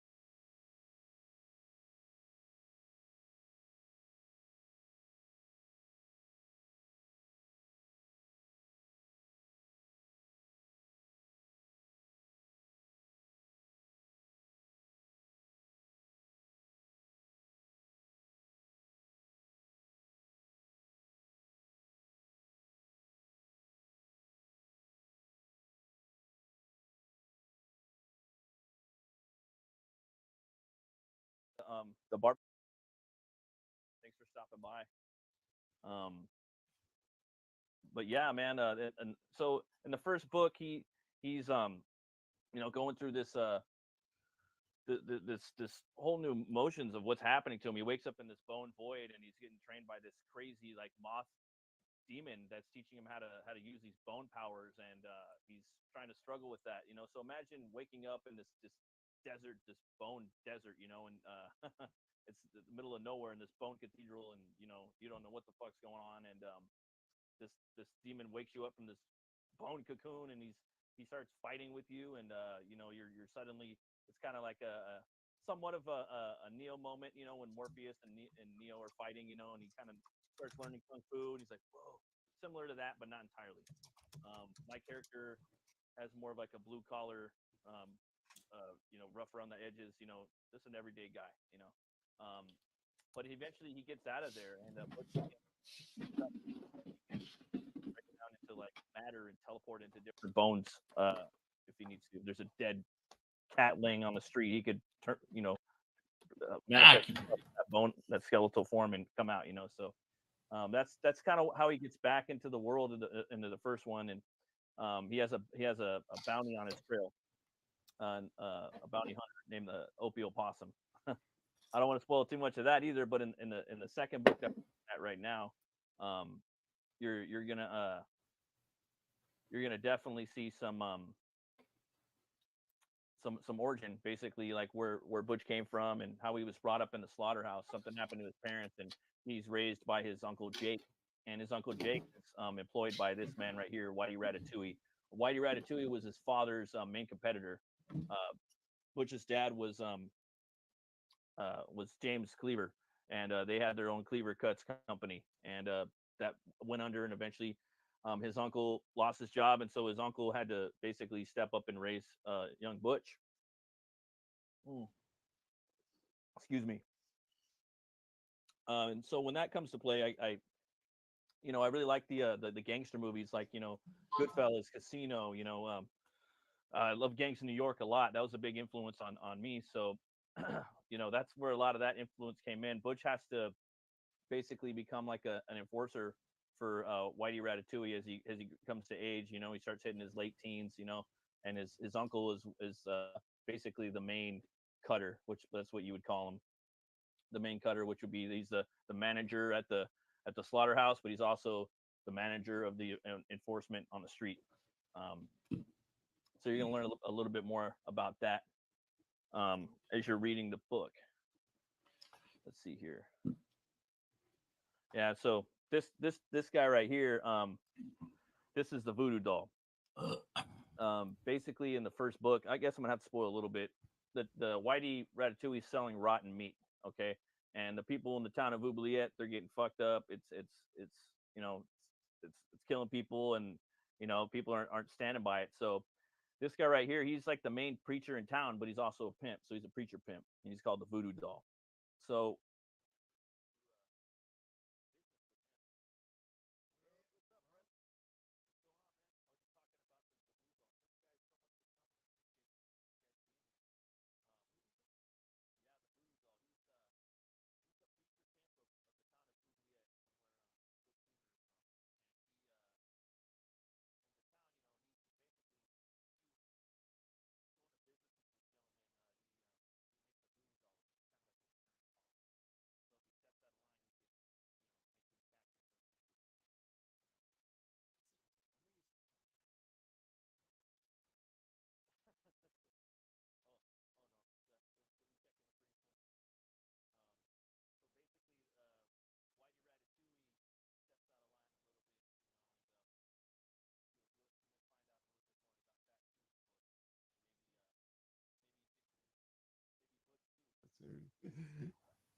So, and here you're gonna see like a little scene. Butch is going into it. He's going into the basically the voodoo doll, like I showed above. He has this facility in the front. It's called the House of Love, right? That's the church. In the back, it's the dollhouse. So he's got his own form of kind of like an offset of voodoo mixed with Catholicism. He does his own thing. I don't go deep into his religion in this book because it's too much. It's a heavy load. So we just kind of You hear him doing a couple of sermons in the first, or one sermon in the first book. But anyways, right here, this is a scene where Butch goes in, and this is him when he's probably like in his late teens, early 20s, and he's in there, and basically, the guy's telling him, let's show him what's happening when you steal from the collection plate, and Butch is just sitting, he's just sitting there up at the bar, and he's like, shoot, wait, don't shoot.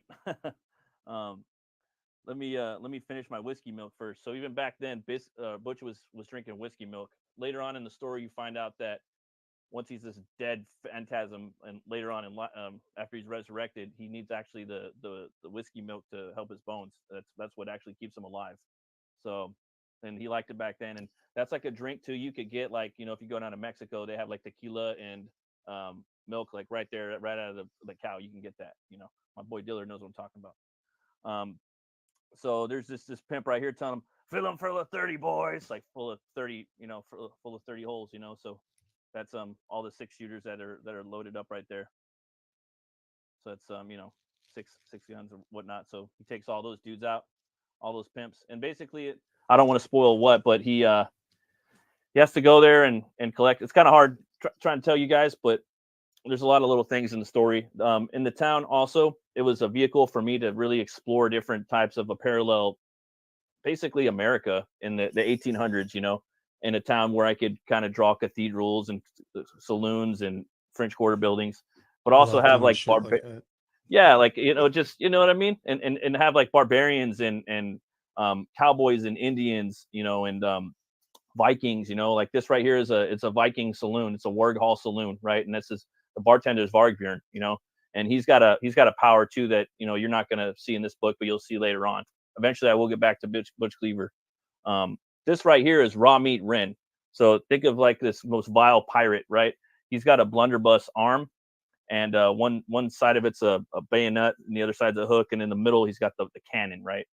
And on his left leg it's an actual blunderbuss. So he's walking around, instead of a peg leg, he's got a barrel, a blunderbuss, so you can actually light his leg and shoot. That I ain't gonna lie, that was an inspiration from like Planet Terror. I got that from Robert Rodriguez. Oh, I love that movie too. And I was like, well, what if I made a dude with a leg like that, And he carries his he has like a sash with all of like the victims he's sailed the 9 seas, because there's 9 seas in this world. He has different entrails and whatnot. I think Leatherface meets Blackbeard, kind of. That's what this guy is. In this world, you got to have these Butch is pretty horrific himself, so you have to have some pretty vile characters that he goes up against. And Brian knows about vile, right? Sure do. And what up, Brian? not to be a dick and correct you, but that thing in Planet Terror, yeah, right? The chick with the Rose McGowan machine gun leg. That was basically Rodriguez stole that from like a Japanese movie called Tokyo Gore Police. No, that's Rodriguez said that the Japanese stole that from him. Yeah, whatever. That's bullshit. Right? It's all good. Of course, in Berserk, fucking Guts has got that giant fucking hand cannon, that literal hand cannon. I love that. That's awesome. Yeah, that shit's awesome, dude. I'd love to like one day too, like kind of, because I could literally write stories about all these characters, man, and kind of branch off your hand and put a cannon on it. Oh yeah, yeah, definitely, man. Well, I mean, it's just a really intriguing world. It's not like any comic book universe I've seen before. If I had to peg this genre-wise, Weird West, for sure. Yeah, definitely Weird West. I'm sorry, really Weird West, or really weird and fucked up. Ryan, after I got off stream with you, I looked up House of Hammer horror magazine. Yeah, and I found the issue of the Wolfman with the Curse illustrated. Oh my God, it's the illustrations, like the comic book part of it. Yeah, is incredible. Is it really? I got it for $9. Oh, that's nice. Nice. See, when I go to conventions, not to suddenly make this all about something else, no, but thank I go you to for coming, guys. I love it. Thank you guys. Love you guys. No, right back at you, brother. When I go to a convention, I'm not really generally looking for color comics. I'm looking for black and white shit. I'm looking for like the Marvel monster magazines, fucking, obviously the Warren magazines, creepy, eerie, that sort of thing. The Hammer magazines, of course. I only have one of those, man. I gotta get the whole fucking set. Oh, for sure. Honestly, man. when I go to shows now, I just look for indie comics. Like I really don't. Yeah, dude.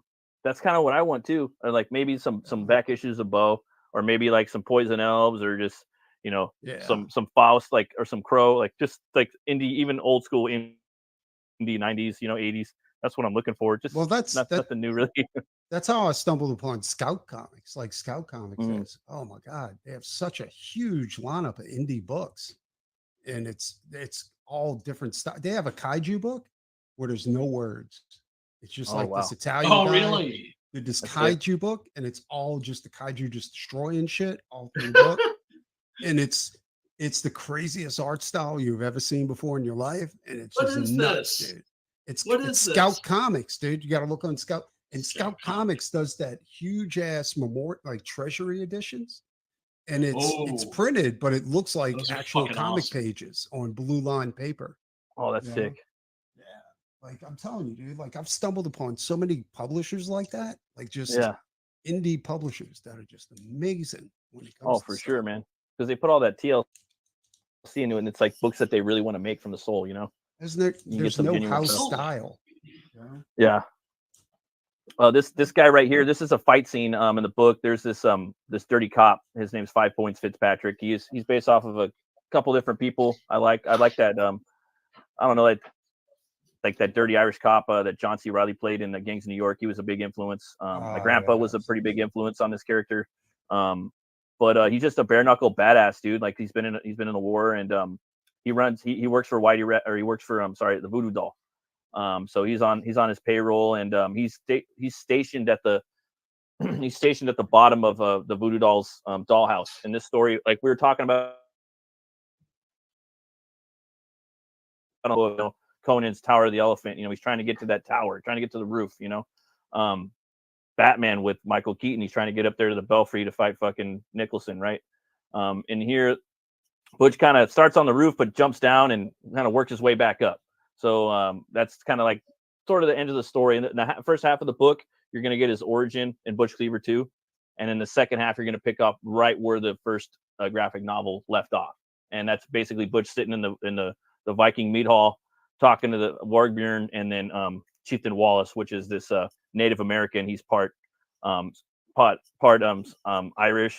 Part Scottish, part Cherokee. He's the descendant of William Wallace, which we'll get into him later on too someday. He's a barbarian in the Wild West.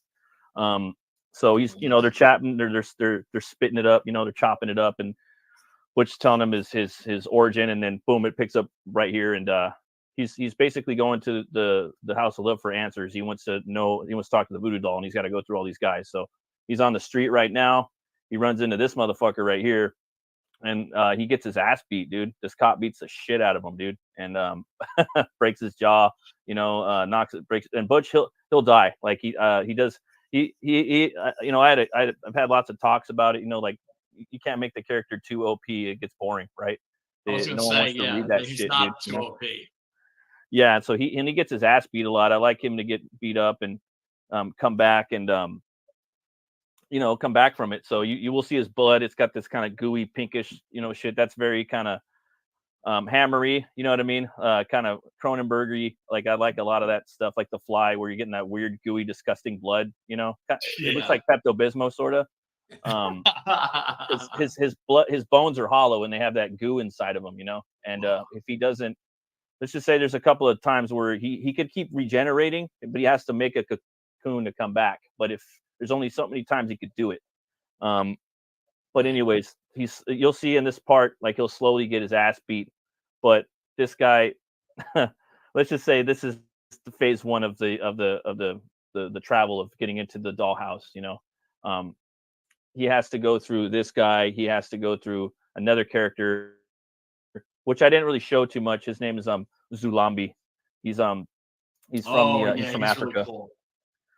He's like, I don't know, man. I really just want to make this big, like 1800s African slave zombie dude, and he's basically the property of the voodoo doll, and the voodoo doll, without giving too much away, he knows he has his family. He knows where his family's located, so he basically has him he is a slave, and he has to do what he says. It's fucked up, and he'll do whatever he says, and so Butch is. What's up? I just want to say really quick, the character design on him is completely outrageous. It's completely sick. Oh, thanks, man. Yeah, I wanted to, like, he was inspired by like some of the African Americans in Dawn of the Dead, in the very beginning of the movie where they're biting them and stuff, and just like the tone, I wanted him to have like a purplish look, like really like scary as fuck, but buff and big. And I really wanted him to kind of have a little bit of I don't know, man, like just that look, and just decaying, and he's under the spell of Whitey, and Whitey knows where his family is, but he'll do whatever he can. But he also has these mystical chains that he uses, and there's a scene that him and Butch have to talk about, talk it out. But there's only so much talking, and Butch sees eye to eye. He knows, like, he's under the voodoo dolls. They're both under his spell. Basically, he has voodoo dolls of both of them, But again, he's another character. I would love to do a story on him, see where he comes from, because he's from Africa, and the voodoo doll, he's from the Caribbean, so he's another character too. They're all in this fucked up world. They're all in this fucked up situation of this parallel universe of Oubliette, of what in America on parallel fantasy, fucked up dark fantasy could be. Let me see. I'll scroll down. Yes, and it is really severely fucked up. Yeah, and right here it's just like a shot. Basically, it's kind of in the middle of the story where it kind of bridges the origin with where we left off from the first book. As I said earlier, he's in there talking with Wargbjorn, the bartender. Is a Viking cowboy essentially, and the Native American chieftain Wallace. And he has they both have shit of their own, and the inside that bar, the Vargskull, you're gonna see there's shield maiden prostitutes. They're like Viking, they're cowgirls basically up there, and they don't take no shit. They have it's all of them and him, They run their business the way they need to, and again, I'd like to go into their backstory a little bit too. And right here, I just have a little line. A shepherd was consumed by a lone wolf, but the blood of the shepherd bled out. I sent for a wild dog. I hear the screams in my skull, but only the screams in Oubliette I can silence. That was basically him referring to his father in the story. Yeah, that's basically, he's quite a piece of work. Yeah, basically, yeah. And in the first book, he has this bull that he finds in the street, and he resurrects, and his name's Tor. And I wanted to basically create a steed for him, but I wanted him to make an actual cowboy. He's riding a cow, but not he's riding a bull, so he's more like a bull boy. So that's that's how he gets around. And yeah, you two, and then Vogbjorn's like, we're gonna need a lot more me to tell my story, and then they're just laughing about it. And with the word balloons, I was trying to do something different. Like with Butch, you have like that cloudy basically stroke. Vogbjorn's got a gold, silver, and Chieftain Wallace has this black and red one, just so you kind of know who's who in the story, and you can kind of break it up with the word balloon colors. Right here you got this is a wanted poster, man. I mean, can't have a Western without a wanted poster. So this is this is it right here. I'll show you guys again in a little bit, but it was real fun, really easy to make too. I think if anyone does a Western, they should definitely make one. This right here is a card by our boy. Oh yeah, definitely. This is a card right here by our boy Preston Azevedo. Right. Yeah, I gotta send you some of that. God damn. So this is his take on Butch Cleaver, man. I love what he did with. Just love this piece. It's one of my favorite pieces by him. If not, I also love how he draws the moon. You can tell Preston really loves drawing the moon. Oh yeah, and the bats. The bats. I love the old Extreme Studios, the way they did the moon back then. Oh yeah, man. You killed this dude. Yeah. It's just got such a nice like flow too, just organic, and you could tell he's been through some shit already. Like, he's already had like a battle inside the graveyard. I love it. Dinged up. Yeah, man. And I just love his take on Butch, man. He looks fucking dope. Well, I mean, it's just he's such a cool character. And everybody that backs. Oh, yeah, he's fun to do. Oh, thanks, guys. You know, and also I just like all the crazy shit you have him doing with his bodies, right? Because he can molecularly control bone. Yeah, right? I felt like I kind of lucked out because I hadn't seen anybody do that really. You know, like, I mean, obviously there's Ghost Rider. That's always going to be the one that you're going to pull up. You're going to pull up Ghost Rider and Gunslinger Spawn and Swamp Thing. Those are like the big kind of similarity ones, you know. And they're, you know, I never read Ghost Rider Spawn. I do love Spawn a lot, and I never read that one. They have a Spawn Ghost Rider crossover? No, that would be dope though. That would be dope. Well, I mean, Spawn was always, when it first came out, I remember thinking like, oh, this is a 70s Marvel monster. Yeah. Right. Yeah. And this is also, I think, you know, directly or indirectly connected to that lineage. Yeah, and like Spawn, I don't remember him really like making bone weapons and things like that. You know, like just using Ghost Rider. I didn't really remember them using bone shit. You know, like, so like I figured if I could just kind of narrow that down a little bit, it'd be really fun to do and draw. You know, I think that'd be a fun character. And yeah, it always was. You know, and then I'd always, well, maybe I can make bone anatomy. You know, like, fuck human anatomy. I could just straight make his body made out of bones, you know, make bone 6-pack. It's just like, no, the sky's the limit, like an exoskeleton, basically. Right. And then, of course, with the guns, have you ever seen that's the David Cronenberg movie, Existence? No, dude. Oh, What's that all about? Dude, you'd like that. Well, first of all, it's Cronenberg doing Cronenberg, right? Oh, which he okay. hadn't done in a while. And it's about a virtual reality. Oh, okay. And but it's completely bizarre and very Cronenbergian. Well, in that, there's a scene with a gun that's made out of animal bones that shoots teeth. Oh, that's sick. It has dude. like a clip that has like human teeth. Oh, that's dope. I never even thought of that. That's what this is making me think of. Yeah. I'm kind of glad I haven't seen it. Damn, I wouldn't want to get shot with a tooth. Right? You get shot with a piece of bone? Yeah, it would suck, dude. And I was like, and then the first I think the first gun he makes is a Gatling gun. Like when he's first awoken in the first book, he just gets shot in his chest and he just puts his arm through his chest and makes a Gatling gun or Butch does. And I thought that would be kind of fun because he knows of it, you know what I mean? And he can make like just a kind of a janky one, you know, like he knows it exists basically in that world, right? Sarcastic agnostic said just what number 2. Yeah, homeboy just hooked it up. Thank you so much. For some odd reason, it reminds me of Jeepers Creepers a little bit. Yeah, Jeepers Creepers. Well, that's definitely the hat and the duster, I think. Definitely the hat and the duster. And then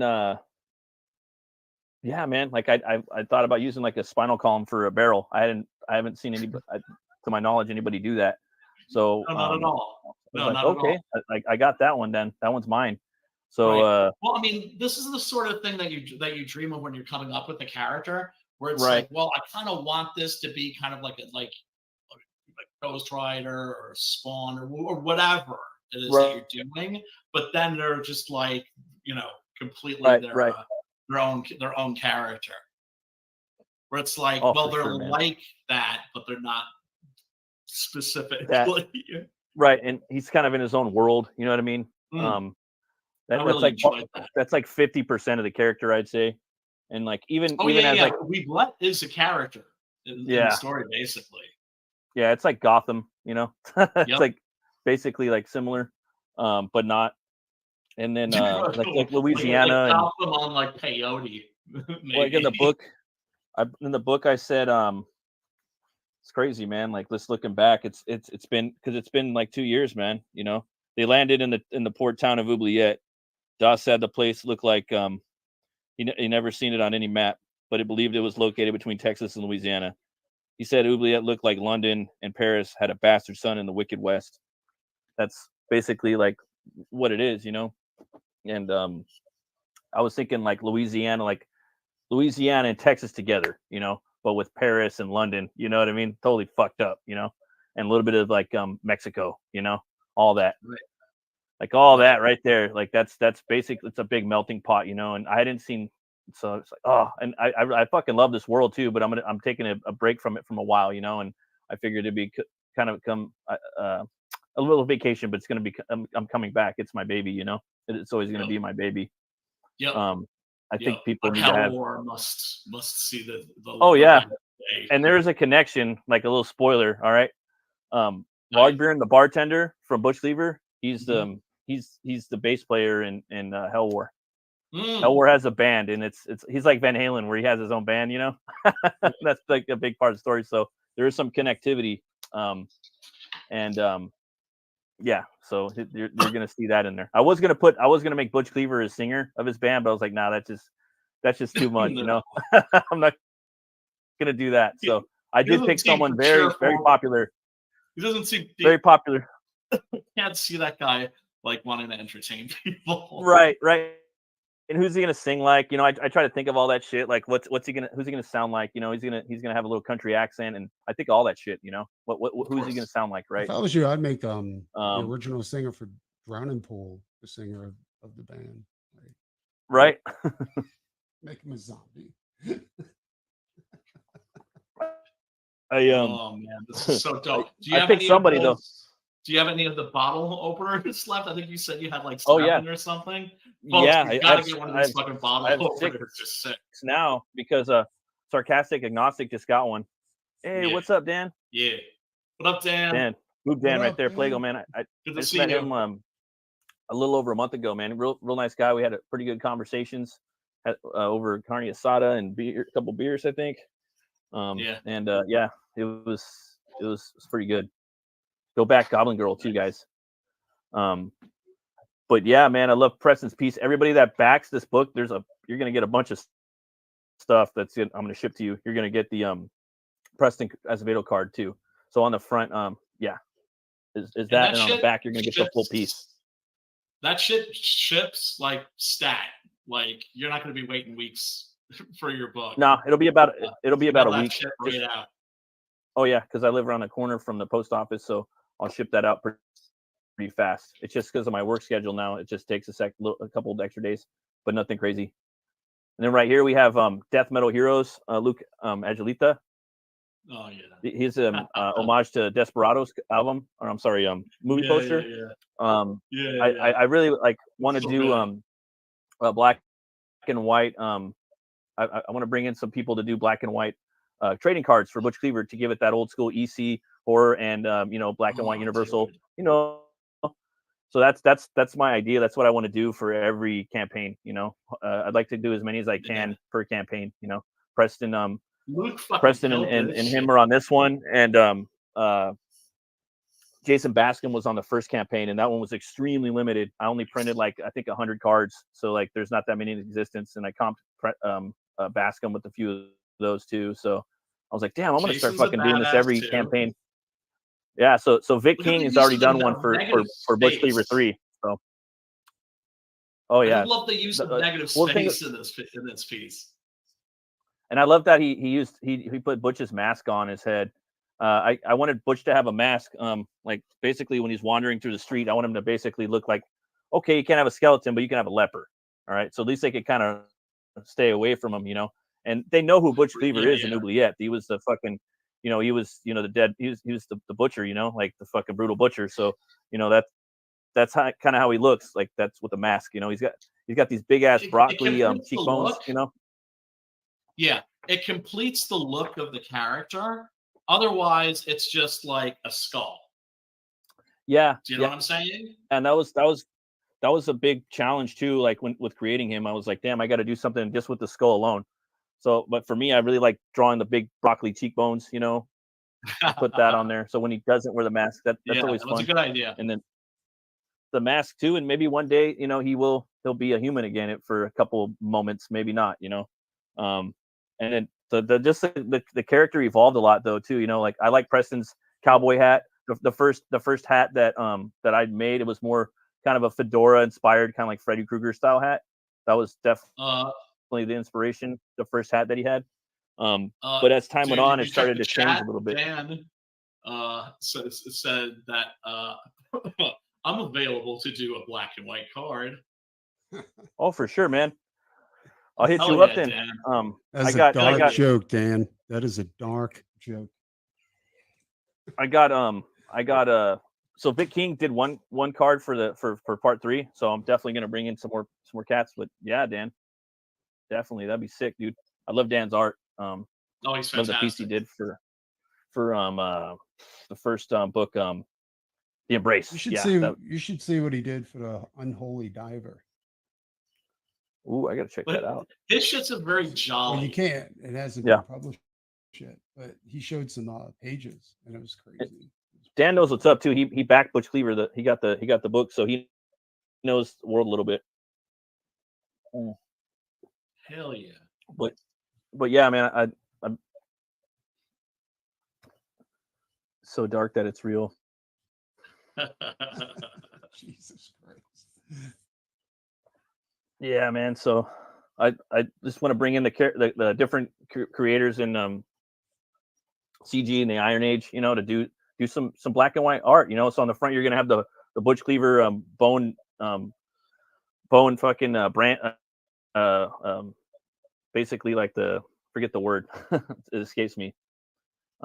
Blocking around the front, and on the back you're just gonna get the full like black and white art with nothing on there, not the name, not the room cutter label, nothing like that on the front and back of the card.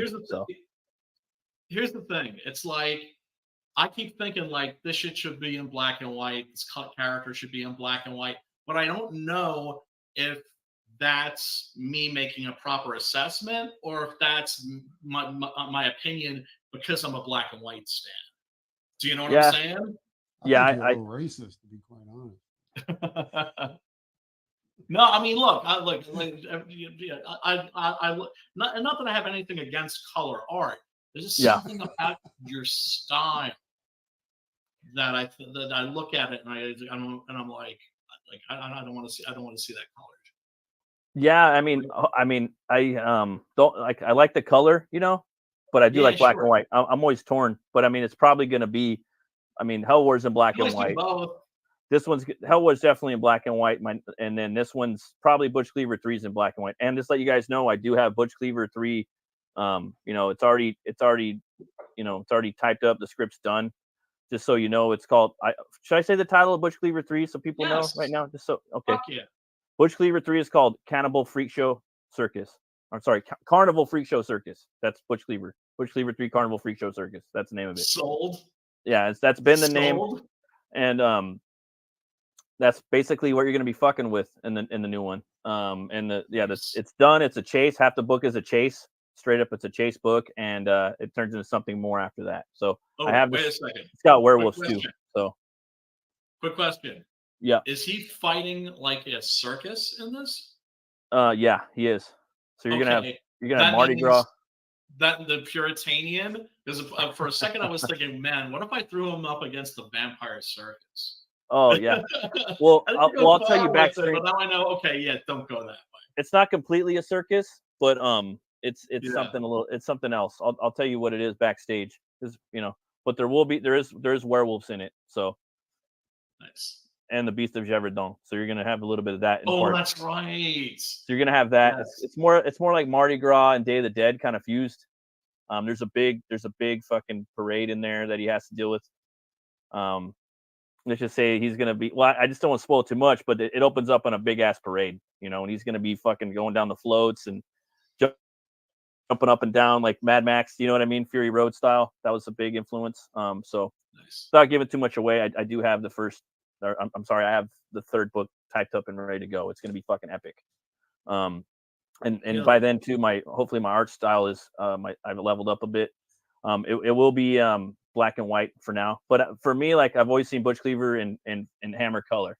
We were talking about color, and Preston was talking about color in the last stream, about these movies and how with the hammer it's got a lot of color,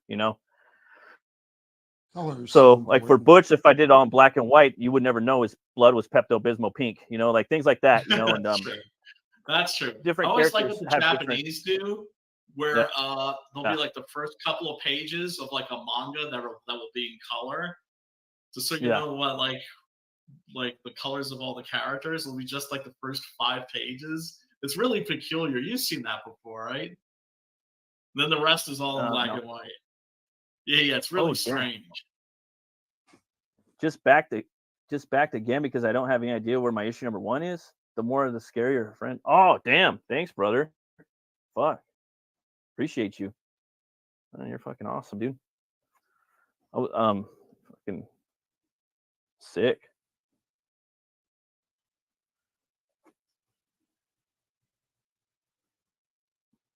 Sorry, I think I don't know if I'm roboting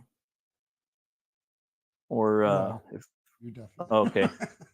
Damn, that sucks. I wanted to say something earlier, but I was like you keep stopping every now and then you'll just freeze up in the middle of a sentence, and I'll be like, and right when I'm about to tell you, like you go again. Right now, Brian is completely fucking frozen.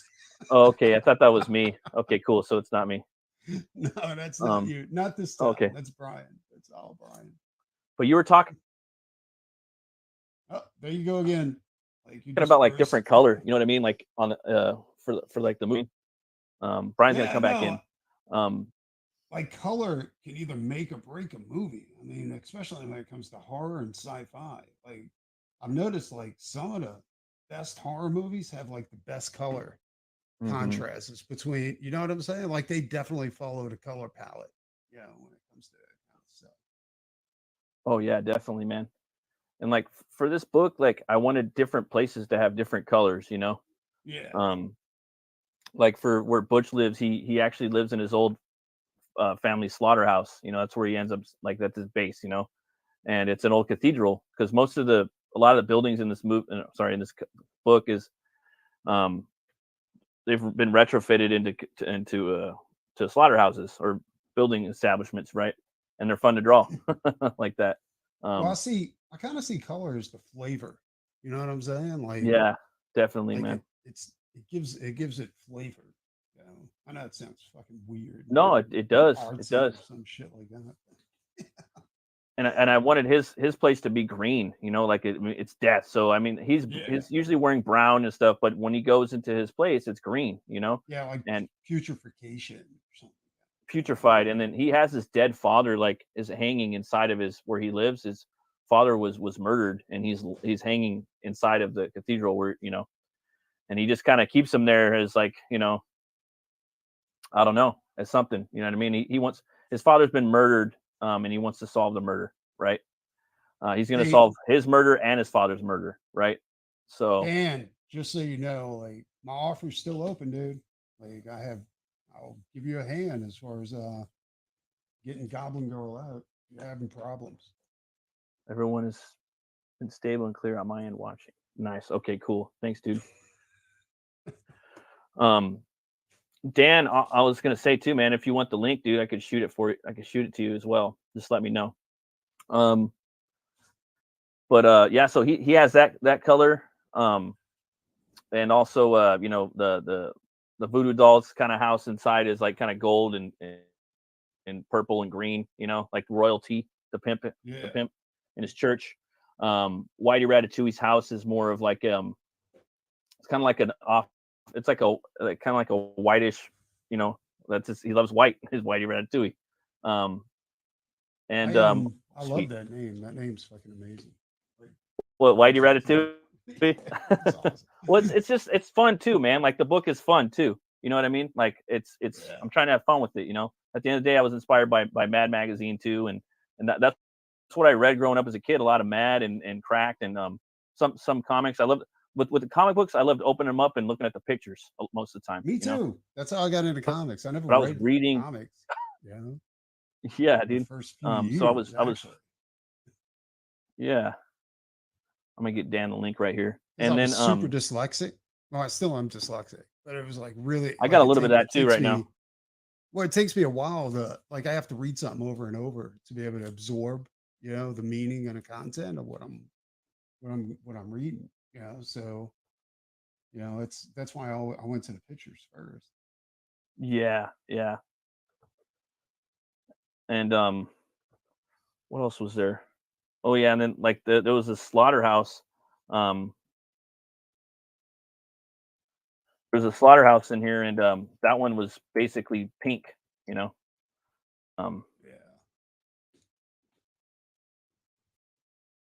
Yeah, man. Trying to find Dan on here right now. Try this right here. Sorry, guys.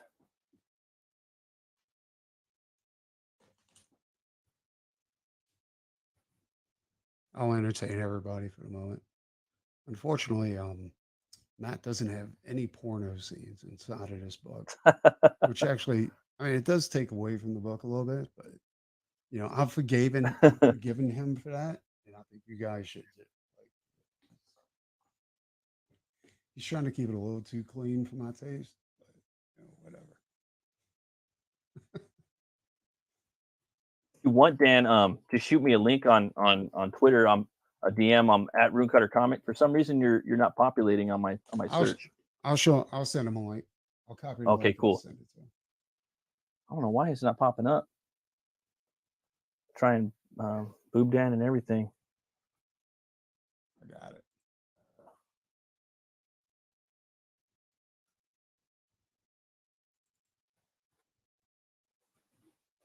It's weird. There's a bunch of them, dude. Bunch of accounts. All right. Send it.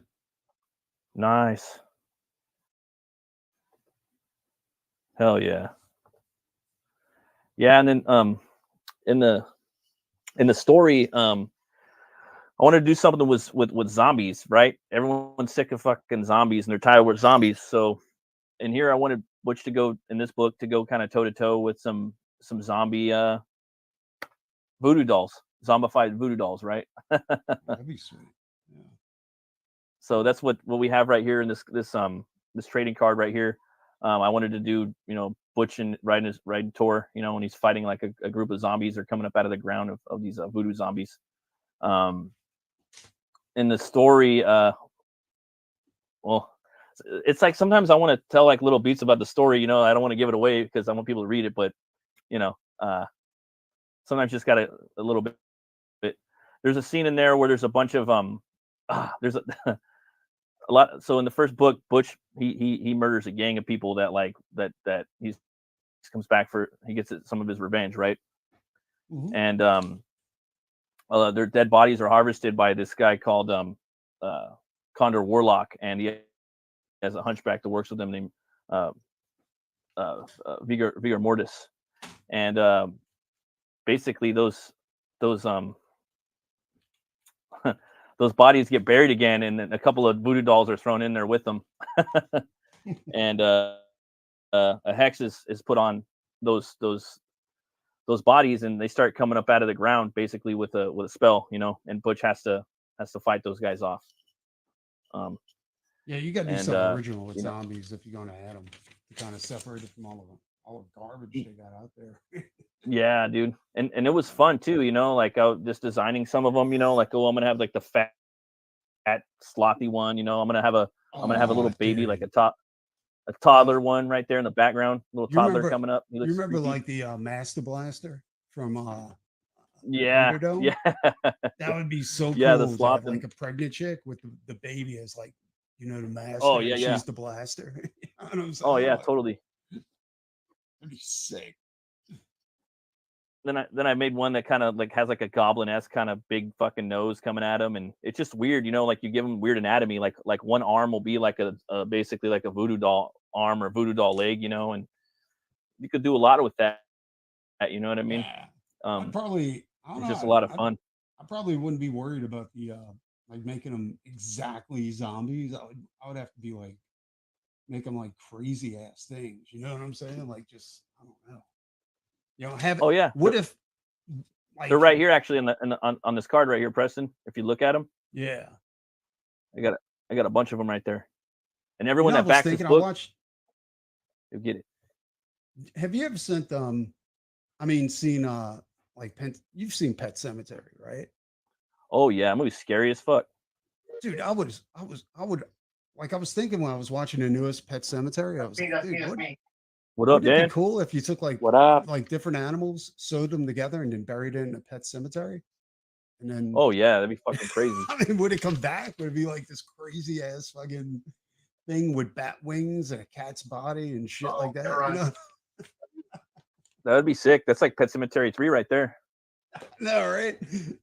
What's up, Dad? What you up to? Not much. Just got the baby down. Today was my first day of radiation.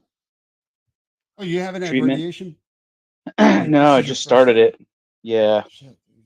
5 rounds for my liver, and then I go back 2 weeks after that, and I start like intensive, like 60 rounds or something like that of chemo for my colon.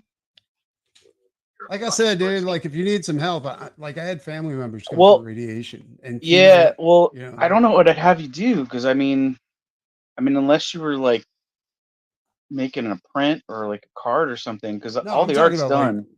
oh, you finished all the artwork? Dude, the art, I'm second book. Most people don't know, even Billy doesn't really know, but second book, I'm already halfway through it. Oh shit. Okay, I thought you Yeah. needed help with that. I didn't know you needed No. Oh, okay. Just Because I had to, like, the book is delayed because Billy's finishing up coloring, and also because I've been going through like chemo and everything else, like my energy and like the neuropathy and everything else that I have Exactly. Yeah. from the shit, like I haven't been able to really like sit down at a computer and work on lettering or do anything like that. And also like doing layout and stuff to like put the pages together to like go to the printer. I've been able to do any of that. And then if I and printed that's everything all my up, weakest points right there. Is what you yeah, if I had to, I could do all that stuff, but then it's like, ordering everything and then putting everything together and shipping it out. Like, I definitely don't have the energy to like pack 340 packages or whatever it is. So we're pushing it off probably till either, I'm hoping before spring of next year. I'm hoping by like March or something, but we're gonna see what happens. I'm Honestly, ordering trading cards. I'm ordering the Viewmasters. I should hopefully have that stuff in hand by Christmas, or sooner. And then I'm That's the gonna be hardest part. ordering the vintage Goblin Girl books for everybody, and probably the sketchbook. But I haven't done the layout in the sketchbook yet, so I gotta get to that. But Shit, I didn't see that option when I was yeah, it was on there. It's still on there. I think it's on there as an individual purchase. You could just buy that by itself. The vintage The vintage book, yeah, it's the OG Goblin Girl book. It's got her like Ooh, that's awesome. jumping up, like swinging a sword. It's basically the Cliff Notes version of the first issue, basically, or the first book. Do you have any of your original books? Like your I have like maybe 2. Maybe. I mean, I got to order them. I have the files. I just have to send them off. I was trying to find a place that was reasonably priced to print them up. They're only about 16 pages long, I think. And they're all black and white, except for the cover. And then the style of art looks a lot different than my stuff does now. Guys, you're gonna want to get in. It's like very anime looking. It's gonna be hot. Those guys coming in from the water side. I'm on your campaign right now. I don't see the OG Should be on there. Goblin Girl. I see it Down Under Goblin. You got Down Under Goblin Girl. It's Down Under Color Perk, Greystone edition, color edition, all the books. Oh, okay. It comes with all the books, right? Yeah. OGG goddamn it. reprint. Yeah, that's it. Shit. Dude, I'm having like palpitations. All right, guys, I'm gonna call it. I gotta get to bed. You fellas. Well, you sound good, but you sound good, Dan. Oh, I appreciate it. Yeah, dude. It was cool like meeting up with you, man, at at Dillard's. Yeah, I think we're gonna do another one in November around my birthday, because Hockey's coming out from Australia, and Jason's coming out from Ohio. Oh, that's cool. Where at? Where you guys gonna do it? I don't know. They're gonna be here for like 4 days, Oh, okay. from like the weekend of the 11th, because my birthday's on the 11th. So whatever that Friday is before that, 11th I think is on a Saturday. So Oh, that's so cool. it's probably the 10th to the 13th. Probably is how long Jason will be here. Yeah, I'd like to meet up with you guys. And Yeah. Bascom, right? Is that what you're talking about? Yeah, I think Oh, yeah, Billy that'd be cool. Billy's gonna be here as well, and we said we were gonna meet up with Dillard and everything, so we might just go to Dillard's house again. I don't know. That'd be cool. Where's this at? Where y'all gonna be at? California, like Riverside area, Orange County. I don't know. Probably in Orange County, probably Riverside. Somewhere like that. Yeah. It's pretty close to my house. It's like 45 minutes to an hour. Yeah. Yeah, that's cool, man. Too bad you're not invited. That's not the case. Yeah, this dude, right here, I got is this is another trading card right here, too, guys. If you back the book, this is Opio Possum. He's a bounty hunter from the first book. So, so cool. what I am gonna do tonight too for tonight's special, I got a couple reader copies of Butch Cleaver 1. So Dan and sarcastic or gnostic, I'll throw in a reader copy of number 1 for you guys. They're dinged up, so they're not something I sell. Okay. So yeah, thank you. So that way you guys can get completely caught up on Butch Cleaver and have Butch Cleaver 2 to go. And thanks again, Dan, for backing, man. I really appreciate it, brother. No, I didn't even know it was live, so I was like, oh, I'll go back that real quick. Oh, thanks. Yeah, I just figured I'd close it down. My favorite part of this whole show is when Dan started cracking those dark ass jokes, and you and Brian were like so uncomfortable, squirming over it. Well, yeah, that's awesome. Brian should be coming back too, in a little bit. His internet's kind of dodgy right now. This right here is another card too, that you guys will get. They do have power gauges on the back too, like kind of old school style Marvel, but I do it a little more kind of horror style. So you're gonna get the power gauges and their their abilities on the back of the card. And this is Moth Mammon. I was talking about him earlier in the stream. This is this Moth Mammon. If you guys know who Mammon is, he's a demon from the Bible. And then the Mothman. He's actually, he might be both. He might not be. If you read the book, and he's Butch's like trainer. He's his he's like his coach. He's looking out for Butch. You don't really know if he's a good guy or a bad guy, but yeah, he's definitely a mysterious character in the Butch Cleaver verse, and I love him. He's fun to draw, and he's got this big fucking rusty 6-shooter, and he's a light eater. Right back in a minute. Oh, for sure, brother. He sucks light, so he actually feeds on light. So if he were to come into a room, he would suck on light out. That's crazy. And he could shoot light too as well. So can he be in the sunlight? Mammoth, the light eater. Or is the sun like deadly or some shit? It's any kind of light, basically. Any kind of light. Just like a moth to the flame. So yeah, let me show you guys a little bit more. Here's another character card that's coming with you guys. It's the Voodoo Doll. He's the preacher pimp of Oubliette, man. He's the one that turned Butch Cleaver into, the dead bones. The dead bones right there, and he's got his voodoo dolls. And there might be some zombie voodoo dolls right there in the ground, coming up out of the ground. Maybe he's doing a little hex. So you guys might want to check that out. If you back the book, you'll get the card. You'll get his powers on the back. There's a lot more characters too. I was talking to Preston too. Like I was thinking about doing like a Butch Cleaver Toberfest type thing. I was going to draw a trading card for every day of the month for this universe, and I was like not sure if I could do it. It's a lot to commit to. You got to be pretty quick. I'm pretty slow. I'm a slow a slow artist. Yeah, I don't know, but I'm definitely going to do that probably for Butch Cleaver 3. Yeah, I think that'd be pretty fun to do a different trading card each day of October. I'd love to launch Butch Cleaver 3 in the month of October because it's definitely a Halloween style book. Yeah, so we got that right there, and that right there is just Butch Cleaver's insignia. That's his belt buckle. It's also kind of modeled from his chest and his sternum. Yeah, that's his chest and his sternum. It's also his belt buckle.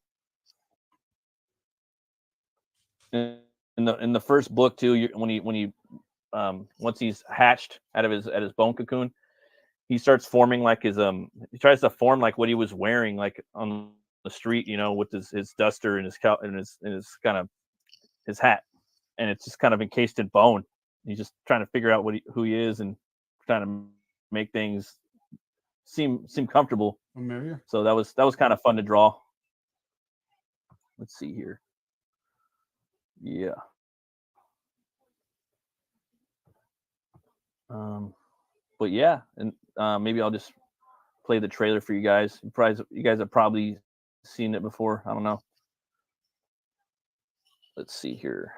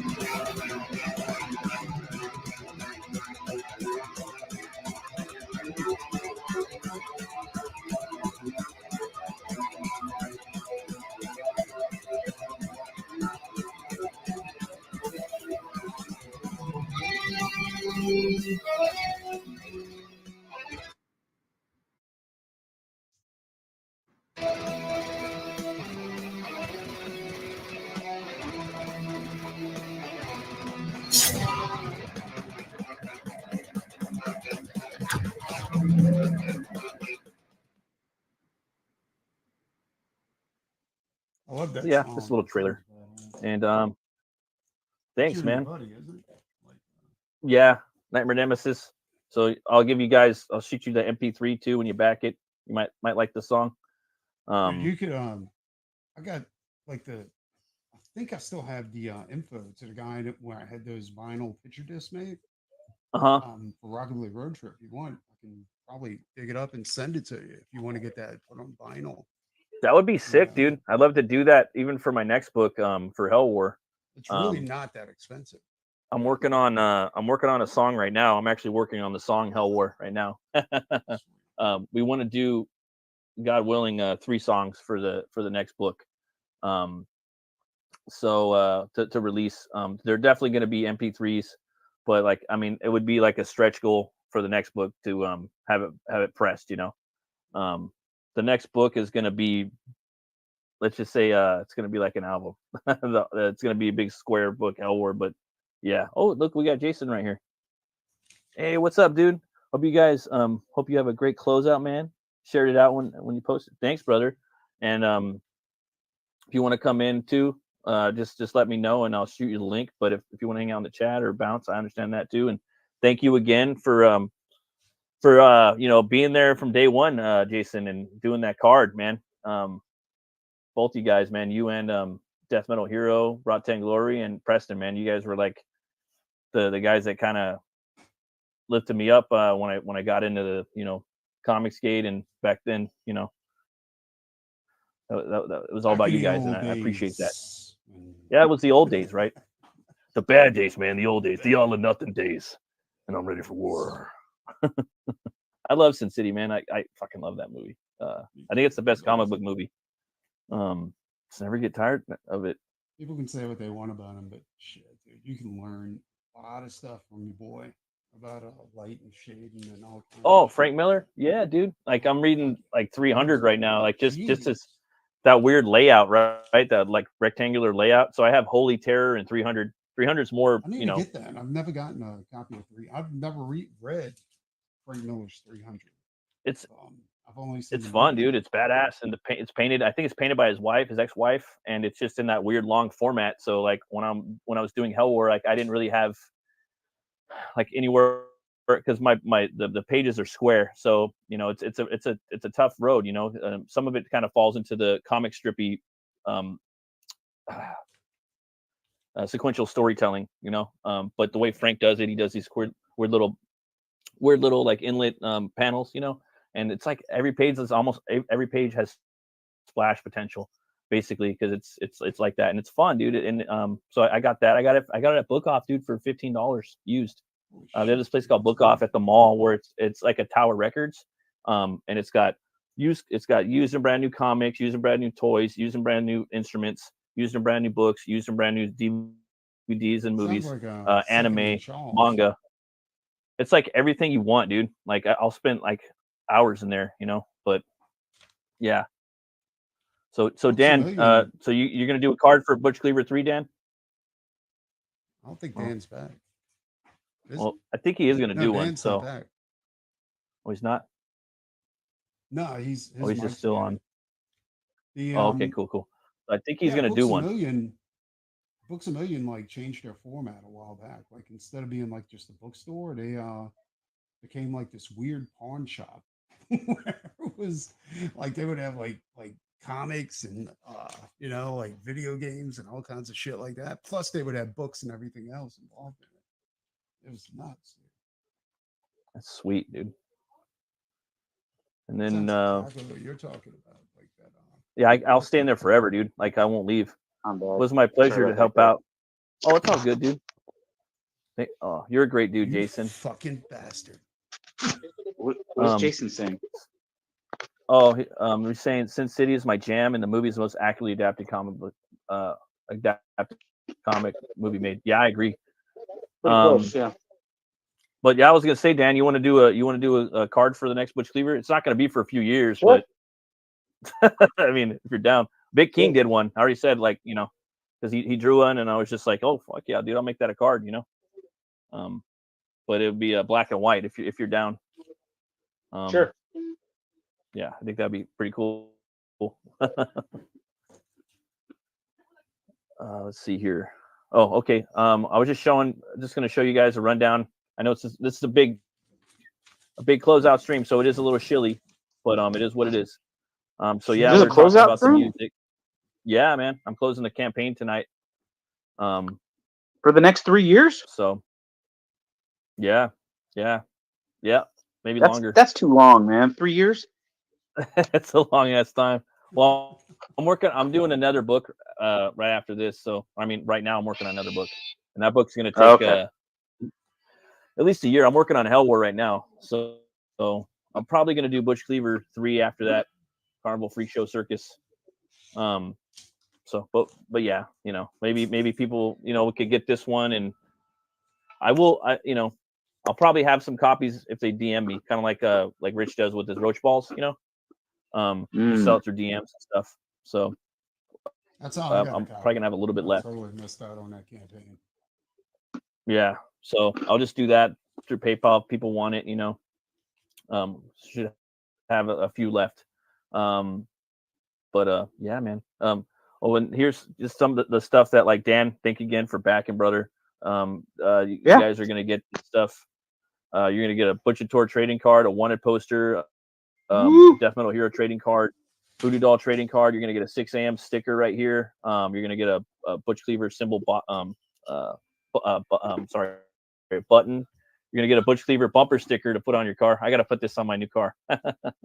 A Moth Mammon trading card, an Opie Opossum trading card, a Preston Nicky at the Pipe Doc Salem trading card, and you're gonna get a metal bottle opener. So for the next, I think the next I think 4 backers now, or 5 backers now. There's not too many left. So if you guys want that metal bottle, that was by Phoenix Animation. I haven't seen Phoenix in a minute, but God bless him. Phoenix has been on the road. Yeah, man. Yeah, he's been hitting the road jack. Yeah. It's a fact, Jack. Gotta hit the road, Jack. Let's see here. Yeah, and it's Butch Cleaver, the first book right there. And here's a little bit of the carnage right here towards the end of the book, like I was talking about earlier with Preston, Dan. I wanted to do something different with zombies. So I wanted to do, zombies are played out. So I was just like, what if I make zombified voodoo dolls, right? So you have these, they're humans, but they're kind of like mutated zombified voodoo dolls. Different proportions, different things like that. And they're fucking fun to draw, man. Real fun to draw. And Butch just kind of, again, I'm still learning. I'm a greenhorn, but I like doing a lot of panels with a lot of action in it. There's just something about that. We were talking about that on the last stream. We were looking at the vampire kung fu movie, where like some of the pages in that book me and Preston were looking at with Brian, they had like a lot of panels, and I don't know. Sometimes it's a hard read, but I like doing that. I like doing a lot of panels when it calls for it. Yeah, I like doing it when there's like action. Well, sometimes a writer will write like, "Hey, there's going to be 4 panels here," but then you look at it and you're like, "Oh no, we're doing way more than 4 panels." Yeah. Yeah. Right. I did a page last night. We only have 3 panels in it. Well, that's another thing too. Like sometimes you look at it and they'll be like, "There's going to be 6 panels here," and you're like, "Nah, it's going to be 1. It's going to be definitely 1 panel." Yeah, 1 panel, right? Just 1. You guys, and like you get like that passage of time panels where like you're basically you have to redraw the same panel. At some point, it's like, damn, do I want to copy and paste this panel just to show this? I like doing it because it helps tell a story. Some people hate that shit. Like cinematography and shit. No, I like it. I don't do it. I haven't done it yet, but I plan on doing it. It's just like a sunrise. Yeah, I haven't done that in a story. It helps build the time, right? Yeah. Showing time slow down, basically, right? You're doing the stat paneling is what it's called, right? Stat people panel. People are going to have their opinions about that, but if you like it, do it. You know what I'm saying? I enjoy it. Oh yeah, for sure, dude. Do it. Kind of do whatever you want. I think it's hard, like coming up with so you have a character, right? And I like action. I like Evil Dead, dude. Like I love Army of Darkness, and that's why there's a bunch of gore. He's fighting monsters and shit. So I like to see that shit. I'm just sick fuck that way. But just coming up with the different like gags, like the swing. What type of swing is he gonna do? Is he gonna go up, left, right? Where is he gonna hit him at? What perspective am I gonna show it from? Like it takes a lot of work sometimes to actually do that, and figure it out. Are people gonna think this look? Yeah, all the fight choreography. It's like, are people gonna like this? Like, are they gonna respond to this? Like I am. I think it looks cool. Are other people gonna like it? And then you do it, and then I like to show my pieces to people that don't read comics, don't like comics, because sometimes, not all the time, but like to everybody, I like to show it to comic readers and non-comic readers. But if a non-comic reader can look at something and read it and know what it is, then you might be okay. And sometimes they're like, what the fuck's going on right there? So, but yeah, like right here, I just wanted to do like a little page to kind of catch everybody up. This is from the second book. Like, so say you don't really have to have the first book, but if you do, this is a little kind of refresher type thing that you're going to get. Yeah. It's just kind of showing a lot of stuff kind of thrown into one page, this concept was kind of like I ain't gonna lie, this was the micro, was it Leonardo da Vinci, where you got the man standing there, and he's got his arms spread out and whatnot. I think it was Leonardo da Vinci or Michael. I can't name Michelangelo. Something to You're talking one about of the Ninja Turtles. It's the oh God, what is that called? Something. The illustrated, not Illustrated Man. It's yeah, I know what you're talking about. It's something man. Mm-hmm. It's so common, Like if Jason was here, he would know. Man. Yeah, and I should be looking at the chat. Okay, yeah. So I wanted to do that, but then kind of break it up with panels in between, like his limbs. I thought that might be kind of fun. Oh, here we go, Lime Mill. Yeah, that's it. All over it. Yeah. Virtue Vivian Man. Da Vinci. Vitruvian Man. There we go. Da Vinci. Yeah. I should have known about Da Vinci. You know, movie was Side Quest. You know, movie I enjoyed. You guys ever see Hudson Hawk? Yes. Oh, really? That movie's awesome. I think I did. I kind of enjoyed that. You know, it had all the Da Vinci shit. You know, like Yeah. that was dope. It was you know? it was the Da Vinci Code before the Da Vinci Code. That's what's up. You're Yeah. right. I gotta see that again, dude. 85K and student loans helped. Yeah, man. I like what Lion Mills is doing. He's doing he's got like his like I think he's doing like historical like comics too, like him and I think I forgot his name, Matt Krotz. I think he's got Kyrie. The campaign's next level, dude. I wanted to pick those books up. I love history too, you know, like this book, it's obviously it's a parallel, you know, historical thing. It's not historically accurate, but there is some stuff I take from history, obviously. History is like was always my favorite subject in high school, that and art. Oh, we got hockey. What's up, man? Hockey's in here. Yeah. Oh my God. What up, hockey? Hill from down under, brother. Thanks for stopping by, man. Curie. I'm closing down my stream tonight, guys. I'm closing down my campaign for Butch Cleaver 2, guys. So thanks for stopping by and saying what's up. I've had my campaign out. I've had it open for 2 years, dude. I'm fully funded, but I just kind of wanted to close it out and just kind of move. He doesn't want anybody else to be able to get the book. Yeah, fuck you guys. Well, I just figured, you know, it's probably a good time to kind of close her out. Yeah, I mean, it's been open for a while, so.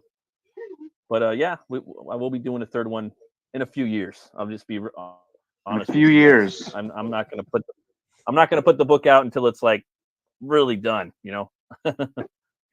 Yeah, man. So, let's see here. You're gonna see some of that, and then gonna bottle so we're it. back to this. Yeah, bottle her up. I wanted to show stop sharing, and yeah, man, I wanted to show Preston's. Look at that, dude. I love what you're doing there, Preston. Yeah, it's a quickie. That's sick, dude. I'm digging that.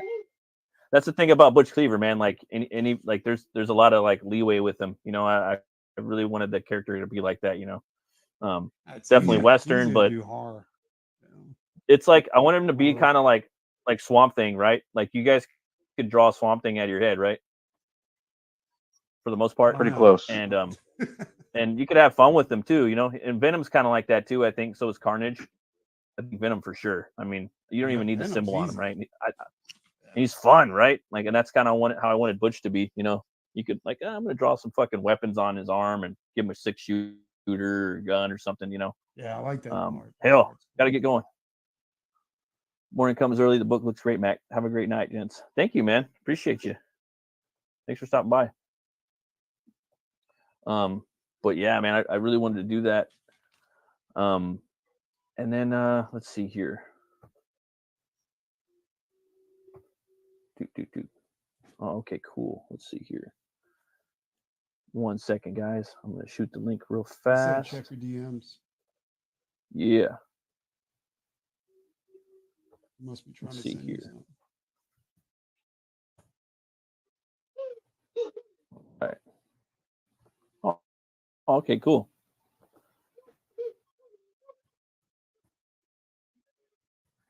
Yeah. Thank you again for coming, guys. It's awesome.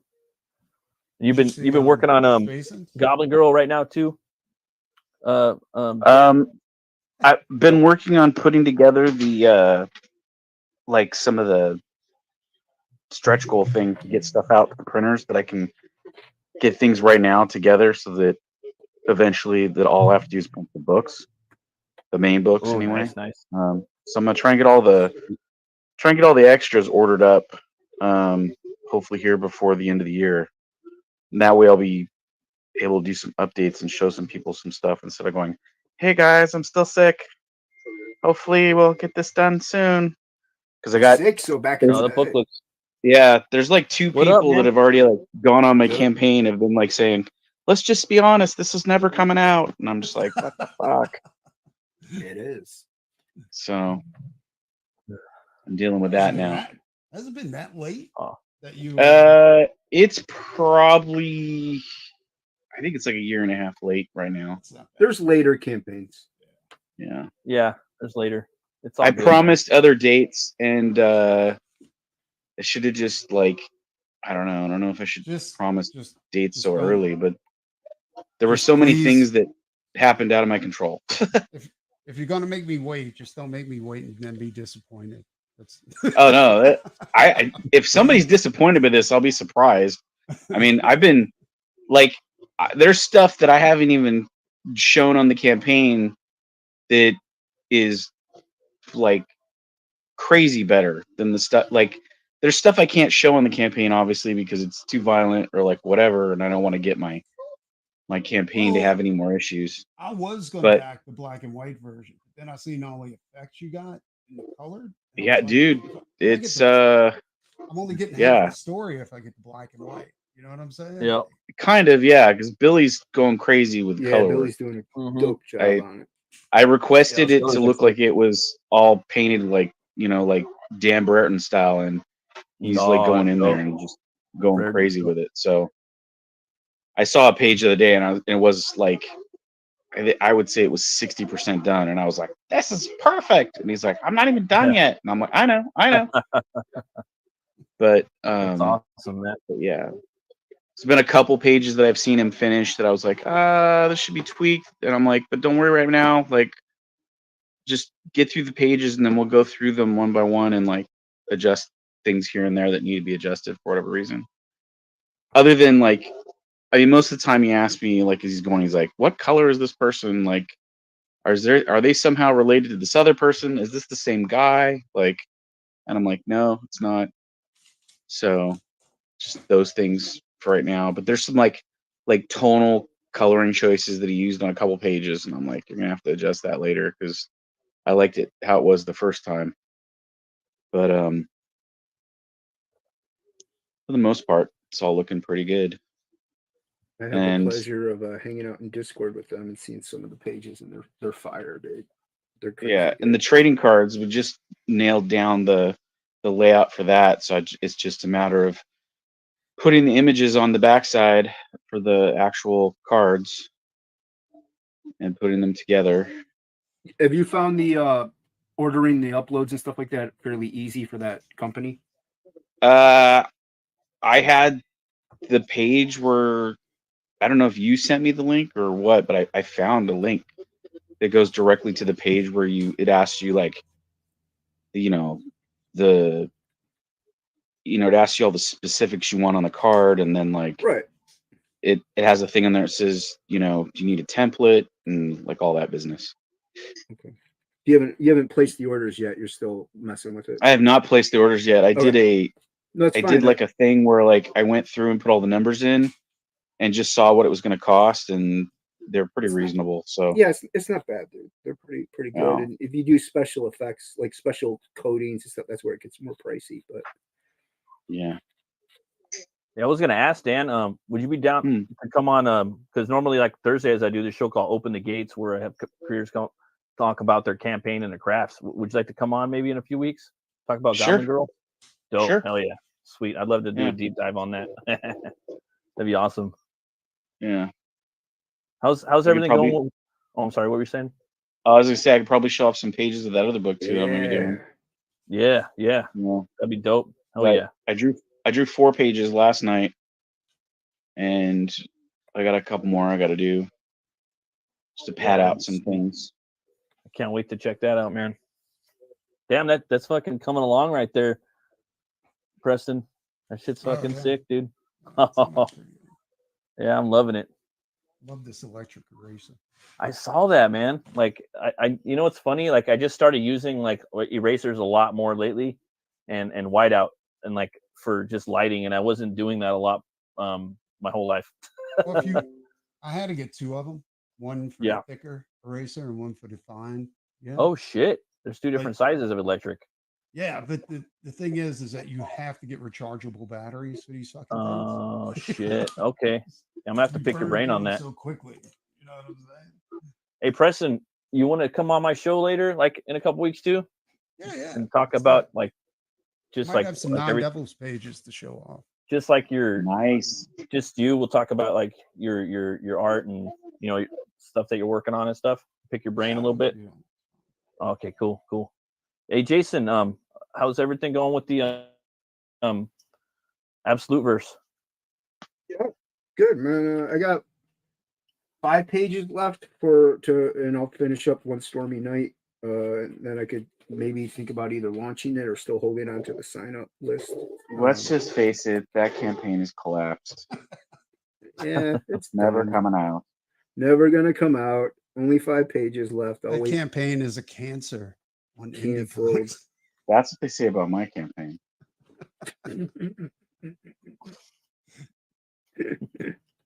People saying your campaign is fine. You'll have the colors done by the end of the year. It's a black and white book. What's a black and white book? Absolute One Stormy Night. Oh, I wasn't talking about you. Oh. Okay. Yeah, it's coming along, man. That's awesome, playing man. around now. I'm just playing around now with this. This is nothing. This is just me having some fun. Yeah, what page is that, Jason? What's what? What page is that? This is no page. This is just me drawing. I'm doodling. Nice. Point. It's just I thought that was going to be a page on the interior. No. That would make no sense. Why would this be? Why would that make no sense? Where would this go? Wherever you want it to go, Jason. It doesn't go in this, but it doesn't flow with the story at all. Like that could be the first page of the book. Then when they get to the second page, they're going to be confused because it's a totally different. They'd be hooked. They'd be hooked already, just like that character's hooked. They'd be disappointed because they're like, this has nothing to do with the rest of the story. Jason, I've seen Heavy Metal Magazine. Most of that book doesn't have anything to do with the rest of the story. Yeah, but I'm not doing heavy metal. I'm doing that didn't stop me from buying like 40 or 50 issues of it. I'm doing an ode to Sin City and G.I. Joe by doing a silent book. Oh, I see. I wanted to show a little bit of Goblin Girl. Show it. Show it. There it is. Check this book out. That's the little bit. That's all they get. Yep, canceled. And then we'll do a deep dive too in a few weeks. But come check out the beautiful book, man. It's pretty. That cover though, Billy's redoing that cover. Oh, really? Yeah, I didn't even ask him to. It was just like he did our. I like that cover. What's wrong with it? He did the. Well, I didn't have anything wrong with it either. Like we fought to get it to look like that, and then he did this like 2-page thing that we did to promote the book with Malin's thing, and then like he went back and looked at the work he did on this and was like, I've got to redo this. This isn't anywhere close to as good as the other one. So he's gonna. I don't know. He may keep parts of it, but I mean, he just said he felt that it could be better. So I was like, all right, man, whatever you got to do. So. I'm not like awesome, man. I'm an okay colorist. I'm not like a amazing colorist, so I don't really interfere with if he says it's not good enough. Sometimes I say it's not good enough. I'm like, get back there and fix it, but it hasn't really happened that much. I love the black and whites right here with your with just your ink washes, I guess. I fucking love that. Like that's. I'm not going full gray tones on my next book, but I'm doing patches of it here and there. But I fucking love that. Like I could see everything that's going on. There's not a hard read. Like I could see color with no color. I don't know if that makes sense. I know exactly what's going on.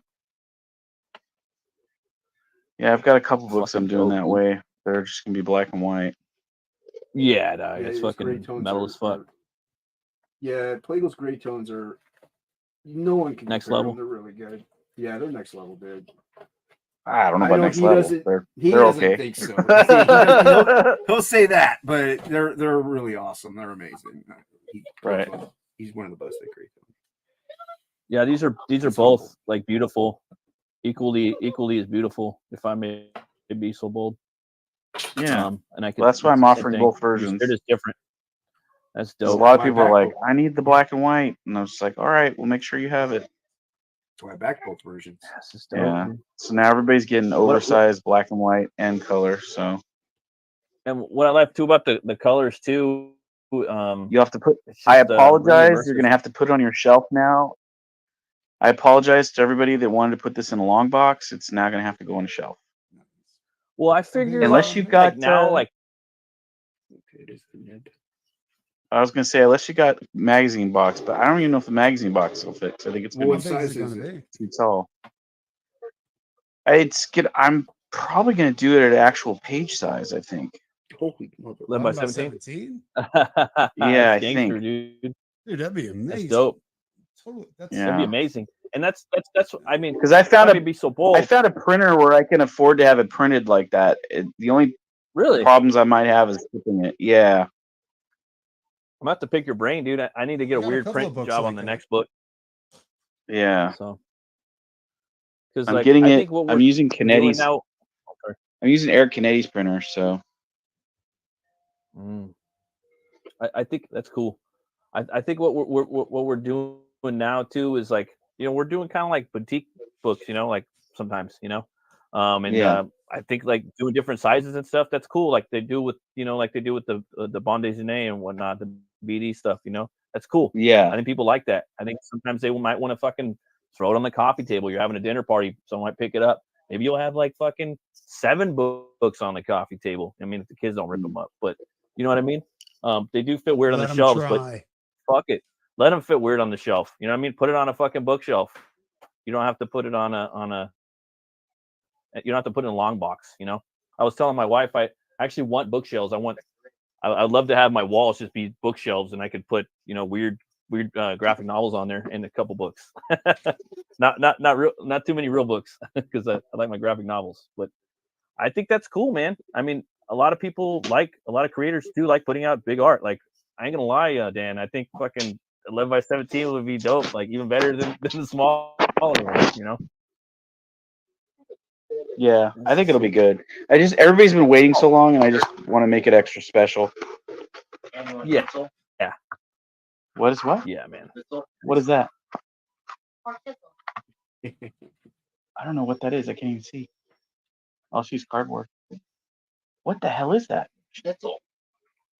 Does that mean you're good? Yeah, I think I'm good. But yeah, everybody, I'm come good. check out Goblin Girl. Thank you, though. Book looks dope. I know I'm gonna pick up a copy.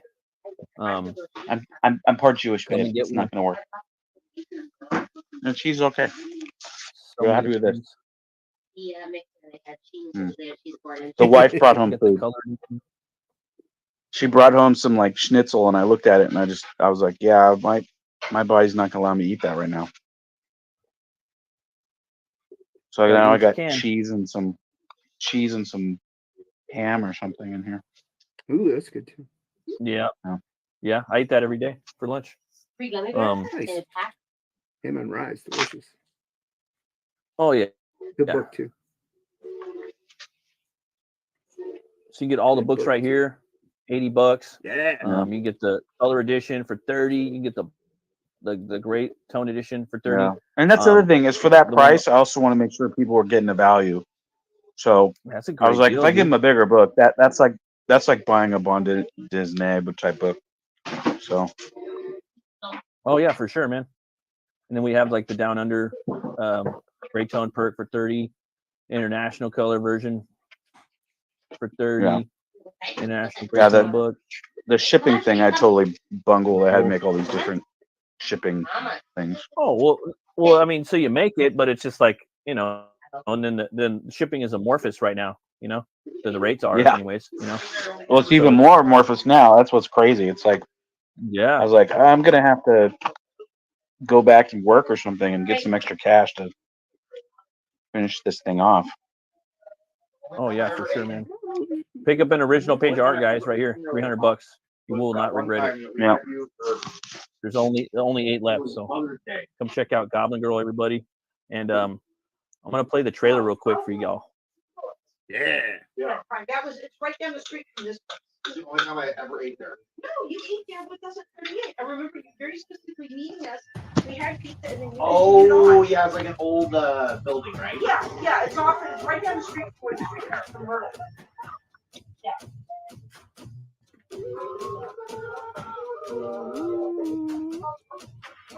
Yep.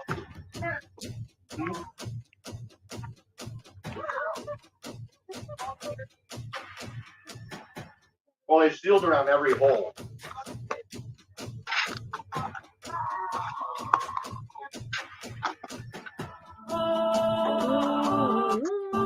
man. If I cancel, like, do I have to cancel my perk that I backed, like the color edition? To Do you have to cancel it? No, to go ahead and back all the books plus the OGG. Would it be easier if I did that? Like canceled it and then rebacked it? Well, he has to refund you through PayPal if you. Yeah. Because it's been so long. So. Or can I just send you the difference? Yeah, I was gonna say I don't know if you could donate the difference and just email them and we Can can I just remind PayPal you Plingle. the difference? I mean, you could, I guess. I don't see why not. And you can make like a note. And I'll make a note. I mean, I'll remember also. I'm sure Preston will remember. yeah, too. I'll When just it comes time to put fulfill your name. I mean, I'll remember that you asked. Yeah. I mean, nobody else has asked me personally, so And I'll just make I mean, sure we you hang get out it. with Preston, so it's pretty easy to remember. Yeah, I'll just make sure you get it. Don't worry about it. Let's see here. Worst case scenario, you have to remind me, and I just mail you the shit out. I mean, True. Mine's Dude, probably yeah, I gonna got a be- Fiendish 2 today, my box set. Dude, that thing is insanely heavy. I'm like, you know, crap. you and her must talk, Jason. Why? Because you both like to mail me every single fucking thing other than the one that I did. What do you? What? What didn't you get that was yours? I got everything on her campaign except for my cover. You did a cover? Yeah. What? Never mind. No, hold on. I hard for me to see. You know that. I flipped through it really quick. It's not like I examined each cover. Oh, jeez, man, dude, this thing is so heavy. Yeah. She showed it off to me several times. Look how beautiful it is, Dan. I was like, oh man, can't wait to get mine. I thought that was for the Goblin Girl English combo. No, we have that too. Dude, have you guys, either of you guys, seen 30 Coins yet? No, what's that? Dude, it is gnarly, dude. There's some crazy monster effects on this show. I'll have to check that out. Yeah, I'm looking at a creature right now that's looks like it's got like 16 dicks. With a head full of fucking teeth that looks like a tentacle. Actually, and like speaking it's of creepy that, as fuck. It's like 12 o'clock. I gotta head out. Are you out? Oh yeah, that's it. That's me. Yeah, I'm gonna have to finish this later. That's beautiful, Preston, man. Thanks again for coming out, man. Yeah, it's dope, dude. Yeah. We're gonna be doing the metal shop. Yeah, we have to. It's the night before. It's the night before Halloween. We got to do it. That's what's up. Oh man, what are we gonna do, man? What are we gonna do? I was thinking of Misfits, but we can do something. Oh, okay. Like, it's got to that be sounds horror good. based. Whatever. No, it that is. sounds perfect actually for Halloween Eve. Have you guys done Metal Manowar shop. yet? Not yet. No, dude. But I was personal friends with King Kelly, the guy who did the Manowar covers and also the Kiss album covers. So when we do that, I think I might just do a whole retrospect on Ken Kelly's work. Do a whole stream dedicated to him, kind of like the Bisley one. When I was a kid, like one of only a handful of albums I had, one of them was Kiss's Destroyer. Yeah. That original paint, and he was telling me a story about that, how it got destroyed. It doesn't exist. Like a rich guy bought it and he put it in the wrong pile. There's a pile that was going to the trash.